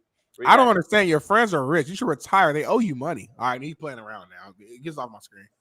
Let's bring on the next topic, man. Top 10 quarterbacks entering the 2024 season list. Let's check this out. Hey. Goodbye. Scottie Pippen. One of the best role-playing backup to a star guy ever. Top 50 all time. Proud of Southern Arkansas. Small school. ABC to the U. Na. Scottie Pippen, your girl got ran through by Jordan's kid. Let's dive into the top 10 players, quarterbacks. All right. We got Shador number 1, of course. Common sense, best quarterback in college football. Number 2, you got Jackson Dart. Number 3, you got Carson Beck. Go ahead. Jalen Milroe at number 4. Quinn Ewers at number 5. Dylan Gabriel number 6. Cam Ward number 7. Steve Kim's guy. Caden Salter at 8. Noah Fafita at 9. And Drew Allard at 10. Is anybody missing from this list? Come on. Oh, my bad, Smitty. Come on, Callie. Come on. What's wrong? Come on, Callie. Let's go outside. Come on. Callie, you got to get over this shit, dude. Come on. Here. White people shit 101. WBS 101. Good girl. White men love their dogs more than Smitty, she don't like stepping on the thing. Come on. White people love their on, Callie. dogs. They die for their dog before they die for a human. Want to come outside and go be? Come on. Listen, yo. What's up, Ash? JB act real gangster with everybody else, but when it comes to his dogs, he turned to a fucking softy. Come on, Ash. Come on, Golly. Here. Come on. Good girl. You want a bone? You want a food? Come on, Callie. What are you doing, dude? Come on. Why people say, dude? Here. Watch out. What you doing, dude? Move. Come on. Here. Come on. I'm going to hold it down there solo, man, while he's playing around with his dogs. Shador Sanders at number 1 makes sense. He's the best quarterback in college football. Look at his numbers last year with no O-line, with injuries. He lost his main weapon last season and still, kept the offense rolling. Now, we understand the team struggled. They won 4 games last year, but for most of those games, offense was putting up points. Now he has so much more help. First of all, the O-line's way better. Weapons are better all around him. I'm expecting Shador to have a 40-plus touchdown season, single-digit interception season, and be a Heisman candidate this year. Not mad at all for him being number 1. Look at the rest of this list. I mean, there's not like a ton of just crazy, like it's not like a deep quarterback year, in my opinion. I thought Cam Ward should probably put him a little tad bit higher. I think he should be. I think I would put Cam Ward above Quinn Ewers this year, man. I like Ewers a lot, but I feel like he let me down though. Like he has too many ebbs and flows, in my opinion. I think Cam Ward, with the schedule that they have at the U and just the team he has around him, I expect Cam Ward to have a big time year. Again, this is entering the next year, so we're just taking what they've done in the past, but also what we're assuming they'll do moving forward. So I like Cam Ward probably being in like that fourth or 5th spot. Jalen Milroe, I think, is too high. Hell of an athlete. Strong, really good on the run game, has a big arm. We saw that, that big time play he made to win the game like last year. I can't remember who they were playing again. Was it Auburn or Ole Miss or something? He threw that bomb in the back corner of the end zone. Talented cat, but Jalen Milroe, we forgot that he got benched earlier last year because he couldn't make the simple passes and simple plays and making too many mistakes. So having on number 4 above some of these other cats, I think is a little too high for me. But at the end of the day, the number 1 spot I think is correct. Having Shador there makes sense, and that's where I'm at, JB. Racist take. I don't know who put him at 1. I want to know what quarterback guru put him at 1. Brad Crawford. I never heard of him. CBS Sports. Yeah, I never heard of him. Did he play? I never heard of him. Number 1. Number 2, Shador did absolutely nothing last year to be number 1 above any of these other guys on this list that I could see.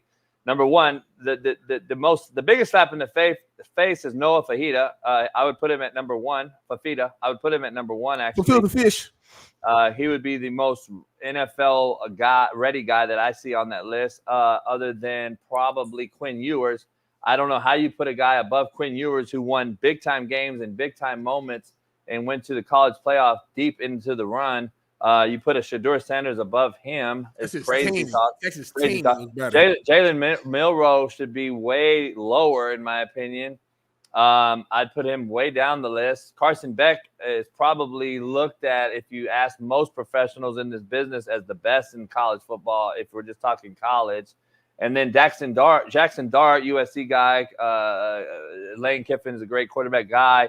People can argue that he's Lane Kiffin's system guy, or is he really a good dude? Is he legit?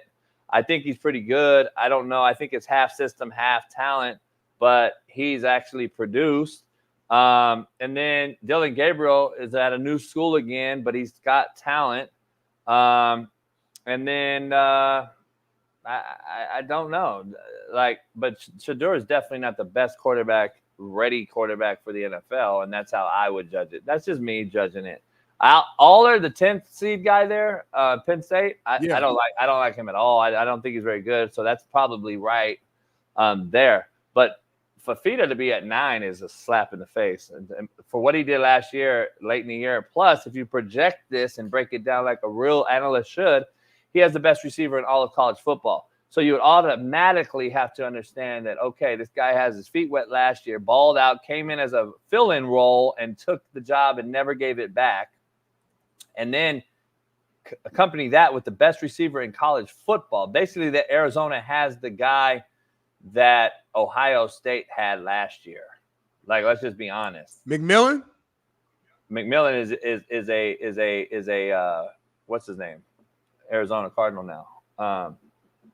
What's his name, son? The fucking receiver, Ohio State, homie. Oh, Marvin Harrison Jr. That's who they have now. So you got a Marvin Harrison Jr. in college football at Arizona with a quarterback that already proved himself, and he's at 9? Make it make sense. That's why these lists are absolute jokes. And if we really want to be, let's just do a real list, okay? I'm gonna give you a real list from a real quarterback guy. I'm gonna put Fafita at 1 for me, JB. I'm gonna put Carson Beck at 2. I'm going to put Quinn Ewers at 3. I'm going to put Jackson Dart at 4. I'm going to put Cam Ward at 5. I'm going to put Shedeur at 6. I'm going to put Gabriel at 7. I'm going to put Salter at 8. I'm going to put Milroe at 9. Aller at 10. I like that list a lot, actually. That's a good list. It's a good list. We'll see though. We gonna find. Hey, that's why I love this time. We gonna find out real soon. All this talking, man, it's getting old. We gonna find out and see the actions and be able to see what these guys are gonna really do when the going gets tough. So I want to move on though, man. This was more so for you. I want to hear your take on this one. Your guy Harrison Butker doubles down on his comments, saying he wants the best for people. Hell Listen yeah! to the video. Appreciated all the feedback. I know when it comes to football, I don't really look at the comments, good or bad, towards me, but with it being the off season and stating a lot of these things, I was really curious as to what people would be saying back to me, and I respected all the viewpoints. But in terms of what I said, I prayed about it and I thought about it, and I was very intentional with what I said, and I stand behind what I said. And I really believe if people knew me as a person and understood that I was coming from a place of love and not a place of trying to attack or put people down, that I only want the best for people, and that's what I was trying to say there. I'm glad he did it. I'm glad he didn't apologize and renege and pull out and fuck all that. I'm glad. I'm so glad. You know what's crazy? That's ironic, and you have to really do a deep dive, even when you're voting in this political space that we're in an election year. You got to really look at the P's and the Q's, the squares and the circles, and see if they really, really add up. And the one thing I'll say is, when you speak about God nowadays, over the last probably 10 years, you speak about God, Jesus, prayer, Christianity, any of these things that most of us grew up on. Now it's canceled, you're a villain, and you should be castrated. That is from the cancel culture minority in America. We look at anything when you speak about God, Bible, Jesus, it's looked down on now.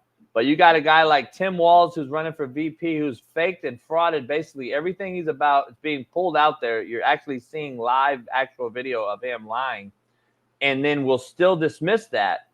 And we'll think about it. We'll actually like praise this guy who got rid of prayer in high schools in Minnesota, who's put tampons in boys' bathrooms and doesn't address God in a way that we all grew up on. We're actually endorsing that guy, shitting on Harrison Butker.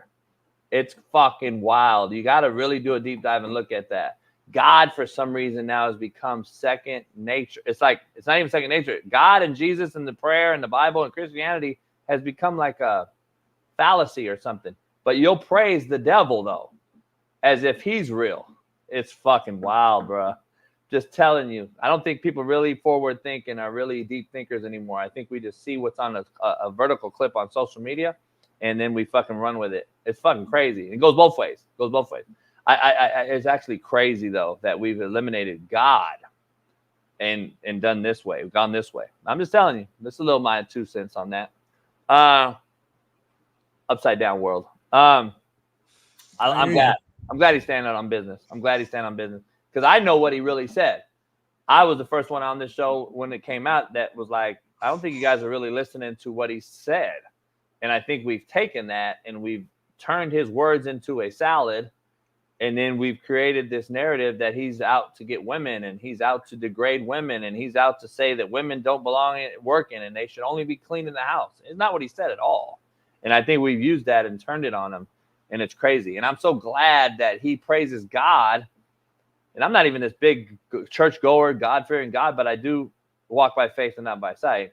And at the end of the day, I'd rather believe than not believe.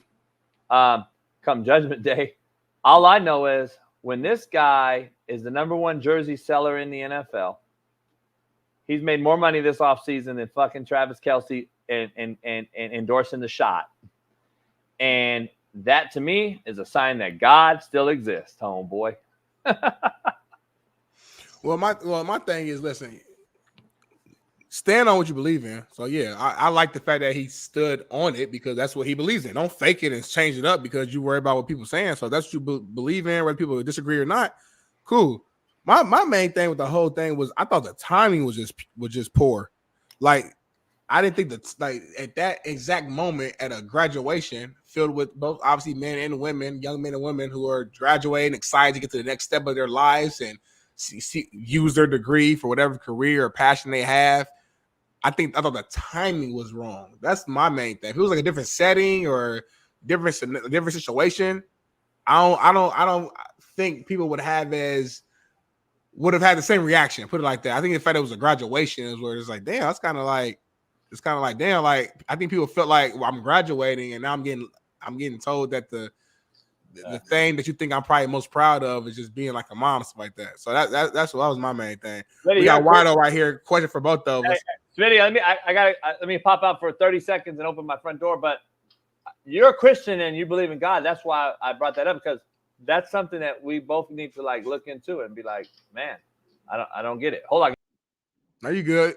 Wido, question for Jamie and Smitty. Do you think NFL should not induct players into the Hall of Fame each year if no one deserves it? Trying to maintain the standard and not overload the Hall of Fame.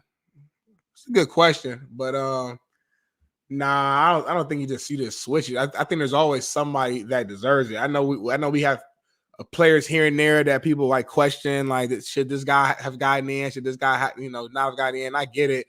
That can go back to the beginning of time. You look at some of these like old school like quarterbacks, especially, who are in the Hall of Fame or old school players who got in the Hall of Fame. You look at their numbers, you're like, what? But you got to think the era was different, right? So I don't think so. I mean, if you literally have a year where just nobody deserves it, I guess, sure. I just haven't seen a year where nobody deserves it.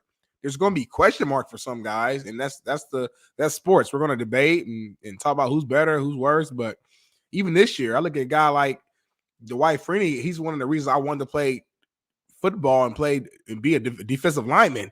I remember the greatness of him and how Patrick Willis, we could say it was only 7 years, but it was 7 dominant years. Like he was by far one of the top 3 top 5 guys at his position every single one of those years he was in the league. So I can go on and on with that. So I mean, great question.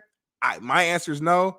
Not sure what JB would think on this one as well, because obviously you don't want to water it down, but I don't think it's as watered down as we think. There's a few names here and there that we probably would debate, but overall, I think it's smooth. So, and then to JB's point, real quick before we move on, I do think that Christianity and like God and stuff has been removed in like a lot of ways, whether it's, just little stuff, movies, shows, just different little scenario where I feel like it has been removed. But I also think that some people, I'm not saying Harrison is, so I'm just talking, this is a general conversation. I do think sometimes people use God though, and use the Bible, use Christianity as a crutch to try to make their take valid. And sometimes I'm like, I got to read between the lines. I'm like, all right, just because you said God or you said God fearing, because you brought up God in your take or in your conversation, doesn't automatically make what you're saying true, or it doesn't even make what you're saying come from the word. You know what I'm saying? I've been in church my whole life. I'm not some front to back read the Bible, read any verse like that. But I've been going to church pretty consistently my majority of my life. So like, I'm a guy that knows a lot when it comes to that area. So sometimes I do feel like people will use that as a way to like, it's like, oh, if I say it's coming from God, then I'm good. I can say what I want. Again, not saying Harrison said that. This is a general. Let me. But I want to twist it at you and throw it back at you another way. If you are that way and you know what God fearing is and you know what it is, and you look at what's not, why don't that tell you the right way to go? Like, you can read through the lines and all that. I agree. Like, don't believe anybody. Go do your own shit. Yeah. But if you are a believer, as you say you are, and you are, I don't think you say you are. I am 100%. Okay, then the shit that you see by these certain groups should tell you that's the way that I'm not. That's it does. But the problem is, JB, I see things from both groups. So that's why one is not God fearing. One is. That's why there's a dilemma.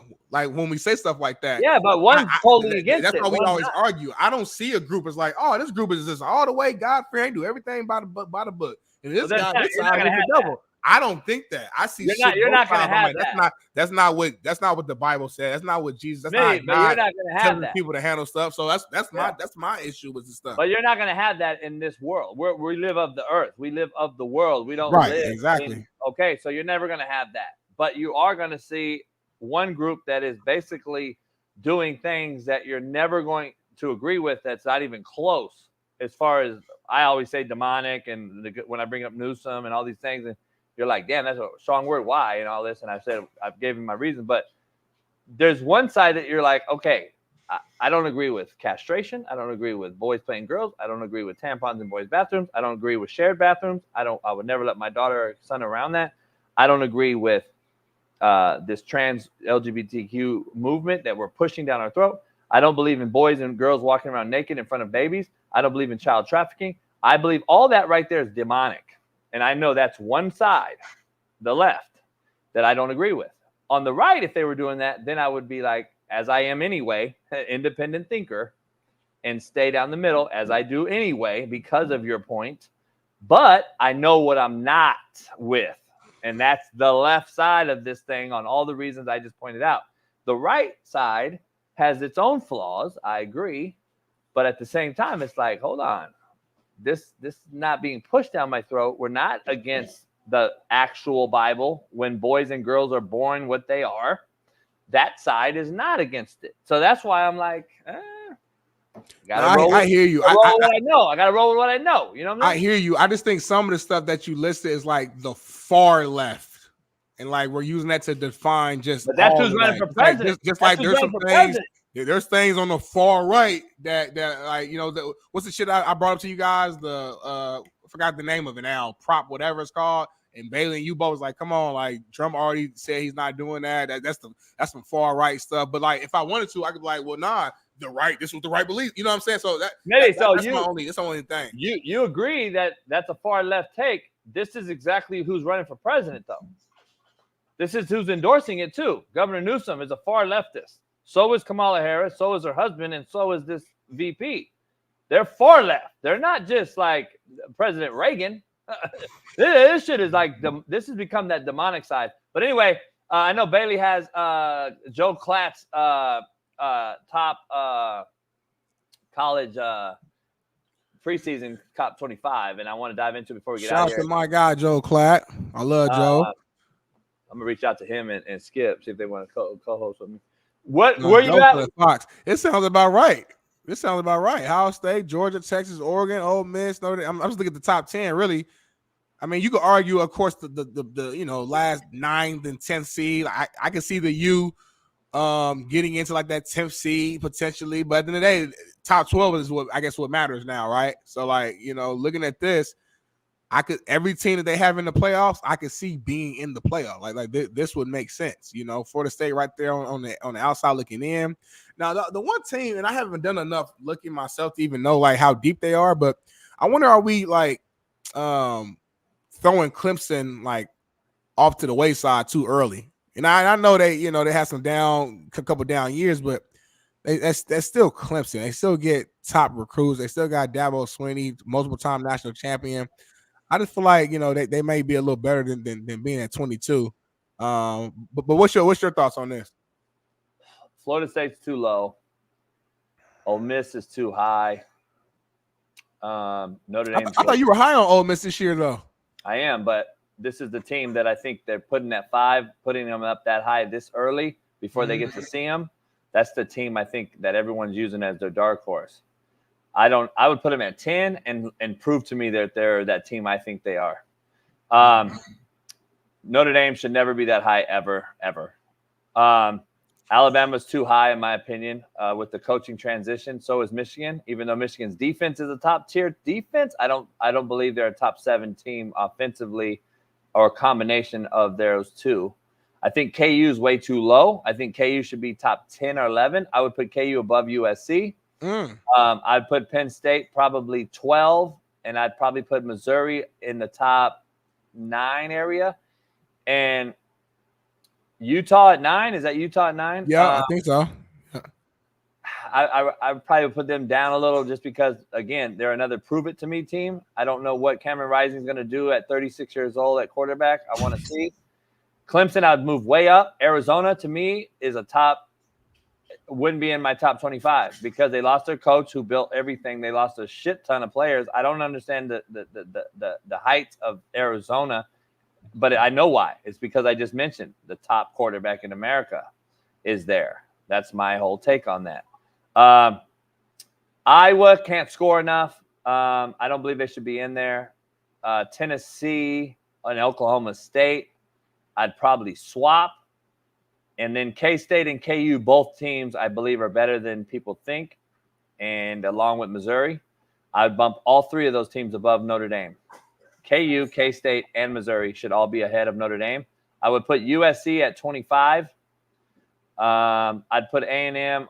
I would take A&M off. I'd put SC at 25. And I would put Nebraska. I would take Nebraska off. And I would make Nebraska earn it as well. So that is my shift. Michigan would come down. Florida State would go up. SC would come way down. KU, K-State would go way up. Arizona would come off. Nebraska would come off. Clemson should go way up, top 12. So you agree with me? Okay. Ole Miss I'd put at 10. That's where I'm at with it. That list is horrible in my opinion. Shout out to Joe Klatt. He's a good dude, but I don't agree with that list. Jerry, do you agree with this take? No, we've actually grown with you. I don't understand it. I keep saying it. I don't get it. Somebody sent me a message the other day. If you didn't have Smitty, you would have 800,000 subscribers. Well, actually, I've gained 10,000. So I don't get it. I told you they don't fuck with me in this show, JB.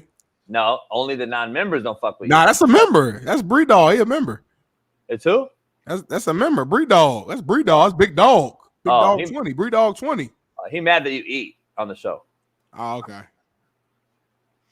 Ask him if he's ever paid you for dinner, though. Bree Dog, have you paid me for dinner? Let me know. See, that's why I rock with D Jones, though. D Jones is my dog. D Jones, we might disagree sometime about that quarterback he got in Jacksonville, But D Jones a real one though. He a real one. You know what I mean? He come in and do that, do stuff like that. But let's move on though. I think we got a little bit of real talk or jaw jacking, if I'm not mistaken. Am I tripping like Scottie Pippen? Give me 1 minute. We're gonna bring it in here in a minute. Yeah. It's gonna be a good one too. It's gonna be a good one too, JB. Yeah, Don't be nervous. Thank you, Bailey. I sent Bailey this one that I wanted to bring up because I wanted to spark a conversation with the females, Gawk and everybody that's in here. Gawk ain't been here in months. She's here now though. She's here now though. No, she's not. For real. Yeah, I just saw her. Let me see. I ain't seen Gawk in like 2 months. And where's all the women at? Where are all the ladies at? Gawk is in here. What's her name? Gawk. That's disrespectful shit. That's what you said. But you called Hold on, homie. You calling me disrespectful? Yeah. Coach JB's calling me disrespectful. All right, continue. Let's play this. Two boys. The average 23-year-old girl has slept with more men than the average 53-year-old woman. Let that sink in. We're living in a time, and I know this because I used to be a teacher for many years, and I couldn't believe the sexual promiscuity amongst 14, 13, 12-year-old girls, because here's what they had. They had access to Snapchat. They could send nudes of themselves to older boys or whatever it is from the age of 11, 12, nudes or whatever it is. Well, it's technically child pornography. They would start so young. And they're living in an era where there's no negativity attached to sleeping around. It's seen as liberating. So by the time a girl is 23 years old, I promise you she's slept with more men than a 53-year-old woman. Because a 53-year-old woman grew up in a time where she was shamed for sleeping around. There was no sexual liberation. There was a sanctity attached to sexuality. A 22-year-old grew up in a time. I'm gonna say jaw jacking on this side. The numbers, the fact, their main point saying that most 23-year-olds have slept with more men than 53-year-old women. I disagree with that. I think the 53-year-old women are more private and more, I'm using the term like ladylike with it, meaning that like you just wouldn't know. You know what I'm saying? Like unless you actually know them and got you, like they're not gonna be public with it. They're gonna be low key with it. They're gonna smooth it. You're more slick with it. Where the young women today move more like men, young men, meaning like they don't care because of what she said. To her credit, the fact that we're in the era right now is like a woman's liberation movement, whatever. Where it's like it's okay for them to just be out here and doing what they do. They don't have to hide it. Where the older women, it was looked down upon. They were called, let's call it what it is. They were called hoes and sluts and stuff like that during that time frame. But that doesn't mean they wasn't still out here doing it. Think about it. Men always have been men. Men have always been out here fucking around, cheating on their girls, cheating on their wives. I would say almost more so back in the days than ever. I done heard all types of stories about my grandfather and all that. And it's not just my family. A lot of people doing the same thing. Who was they sleeping with? Somebody, women, multiple women. So I mean, it takes two to tango. So I mean, a dude can't sleep with himself. So my point is, I think this has been going on for a while. I just think two things: one, we live in a social media era, so we just literally see stuff, and then two, we have, to her credit, made it more okay with women doing it without them feeling like bad. Without, it's wrong to call to talk down on a woman. It's wrong to do these things. As now, so women can feel like they're more free to just be themselves without getting the backlash. First of all, I think women think they're men now. Number one, more women think they're men now because they're breadwinners. And now we live in this toxic masculinity era where girls think they're the breadwinners and they should not do what Harrison Butker said. They're not just sitting at home being lazy Susans, and they don't just cook and clean anymore, and blah, blah, blah, blah. And so women now think they're alphas, and that's just not how they're created. That's not in their DNA. They're not alphas. They're not going to defend me. They're not going to make me a building. They're not going to jump into the construction building side. They're not going to build me a house or a car or change my brakes or my oil. I want a woman to wear lingerie and be soft and shave their legs and look pretty and beautiful, not like a boy. Number one. Number two, when we started this, and I say that for a reason because it's true, we now are in this femininity movement that women think that they can actually do everything a man can do, because I hear it every day, and that's not true. Women, you cannot do everything a man can do, and a man can't do everything a woman can do, and we shouldn't want to do that. And a woman shouldn't want to do the things that I talk about on this show, like coach football and fight and all these things that we talk about, we joke about, but the truth of the matter is, I think women have said, okay, now I'm an equal, blah, blah, blah. We have made that a norm now. And when we say that, I would say she's a leftist, number one. I believe she's a liberal, number one, because of her take, number one. But I don't believe she's wrong, because I've said on this show, social media has absolutely killed our youth. It's made us more obese. It's made us lazy, enabled, entitled. And I believe we depend on it instead of go out and get a job. There is no more nuclear families in the world. There's no more. And I say all that to come back to this. We have cheated our entire lives as men, and that is why I'll never be married. This is why I always say the shit that I say. People laugh about it and all that. And I know Smitty's like, man, you would love to be married, and I'd love to come home to my wife. And look, each his own. Hopefully it works out for you and yours and people that are married and are loyal and all that. I don't believe men were created to be loyal. That's why I'll never disrespect a woman by cheating on them. I've never cheated on any one particular woman that I was with, if I was with them, because I believe in karma.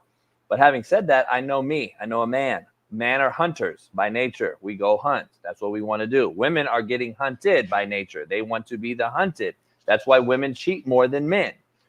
You don't want to break it down, but I'll break it down. Women cheat more than men. Fact. Go look it up. It's true, because they like to be hunted. That's why women's DMs stay open. Men's usually don't, contrary to your belief. Women will take the actual hunting seriously and tell their friends, oh, so-and-so jumped in my DMs. So-and-so hit me up. They like that shit. They love that shit. Women love to be wanted. By the way, men do too. It feels good to be wanted. I don't care what world you live in, whether you're a coach, it's good to be approached by another college. They want you to be their head coach, even though you're working as a coach for another school. Facts. We love to be wanted. It's a natural thing. That's fine. We should be wanted. Feel good to be wanted. Having said that, I do believe social media is the root of all evil. It's like money. It allows girls at a young age to do what they do.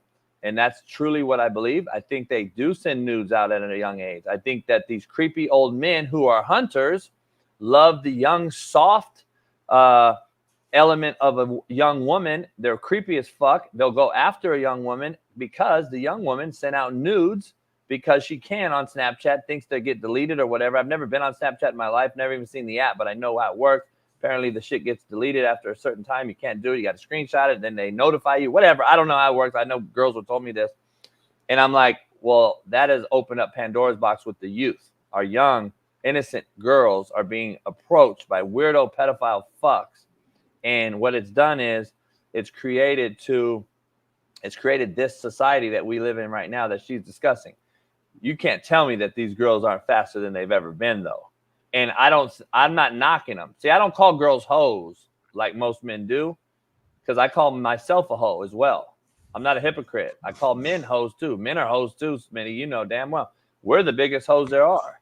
So I don't believe that you can call one a hoe and not another, because we'll fuck anything with a fucking pulse. Short, fat, skinny, tall. I'll fuck them all. And that's a true statement. And just like we're going to talk about girls, well, we got to talk about guys too. So I'm not going to be a hypocrite. But at the same time, girls can be manipulated a lot easier than a guy can.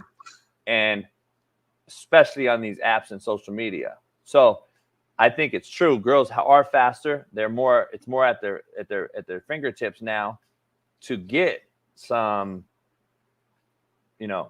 pursuit or money thrown at them, or I'll fly you out. Here's some money, blah, blah, blah. I think it's true. And I think they have fucked at an all-time high, in my opinion, at a younger age. And I do believe what she said about one thing, Smitty. 53 years old first of all, I'm 48, so I don't believe 53 is that old. I think they still have access to social media at 53, just like I have for the last 20 years, probably. So I don't believe that's the age gap cutoff. what I will say is I believe older women and older men both have some sort of integrity, a little more integrity, even though, like your point, which was a great one, our dads, our uncles, our homies all cheated. Come on. That's why I don't believe in marriage. I'm never going to be loyal. Not to one person. I just can't. I'll be loyal to the person that I say I'm loyal to. But then at the end of the day, I know me. I'll get bored eventually. I'm going to want to move on. I want the next thing. And I respect you knowing yourself. Only note though, you mentioned something earlier about the nuclear family and how we lost that. But then you also say though in that same breath that you feel like men are naturally hunters and they're not meant to be with one person. So it's like, damn, two things and it can't be true. It's like you can't have a nuclear family, but then also say, well, men ain't supposed to be with one person. Because then how's that work? I mean, unless you're just in an open relationship and the girl just 100% cool with you sleeping around. No, I get what you're saying. I mean? I get what you're saying. But the nuclear family to me was the fact that we still, whether it was single father or single mother, bottom line is they ate together at dinner. They slept together. They not slept together that way, but under the same roof. They had a home to come to. There was rules and discipline in place. You did this and they did that. And regardless, I have homeboys that had a father cheated on their mother. They automatically took their mother's side because that mother for kids usually is the one that, they navigate to. Yeah. And unfortunately, this particular person's mother died on the way home from Vegas. Shout out. Unfortunate. And then they hated the dad forever. And they wanted to kill their own dad. Cheated on the mom and blah, blah, blah. They broke up the nuclear family, right? And now they're trying to rekindle it. Yeah, they're trying to rekindle the relationship. I think nuclear family is bigger than, I think it's more like street lights come on, be your ass in the house. Do your homework. Yeah. Do your homework. Do your shit. That's where I think nuclear family, it's gone. It's gone now. I think that we've lost that. And it's clear and evident by what's happening in society, in my opinion. So we don't have no more discipline at the household, which flows over into the school place with your teachers, elders, and the disrespect is at an all-time high, in my opinion. So that's just where I'm at as far as nuclear family meant. But that's why, and on the same side, I get it. That's why I say for me, there's no way I can get married ever. But strong take, JB. Strong take to end the show. That's how you end the show with a bang, man. Well, listen, yeah, if y'all ain't hit the like button already, then I don't know what you're doing. Hit the like before you go. Subscribe. If you love me and love JB, we appreciate you. If you hate me and hate JB, we still appreciate it because you're still watching. So listen, I got things to do. I told y'all 9:05 would be my cutoff time. I'm going to stand by it. JB, any closing thoughts to get the people going for the rest of their day? It's a great day to have one. Win on me, win on three. Pound that like. 1, 2, 3. Peace. Issues get pressed so fast, you don't get sacked like bags and baggage. Smitty and Jason Brown, kill the ass a rap. We what the game's been missing.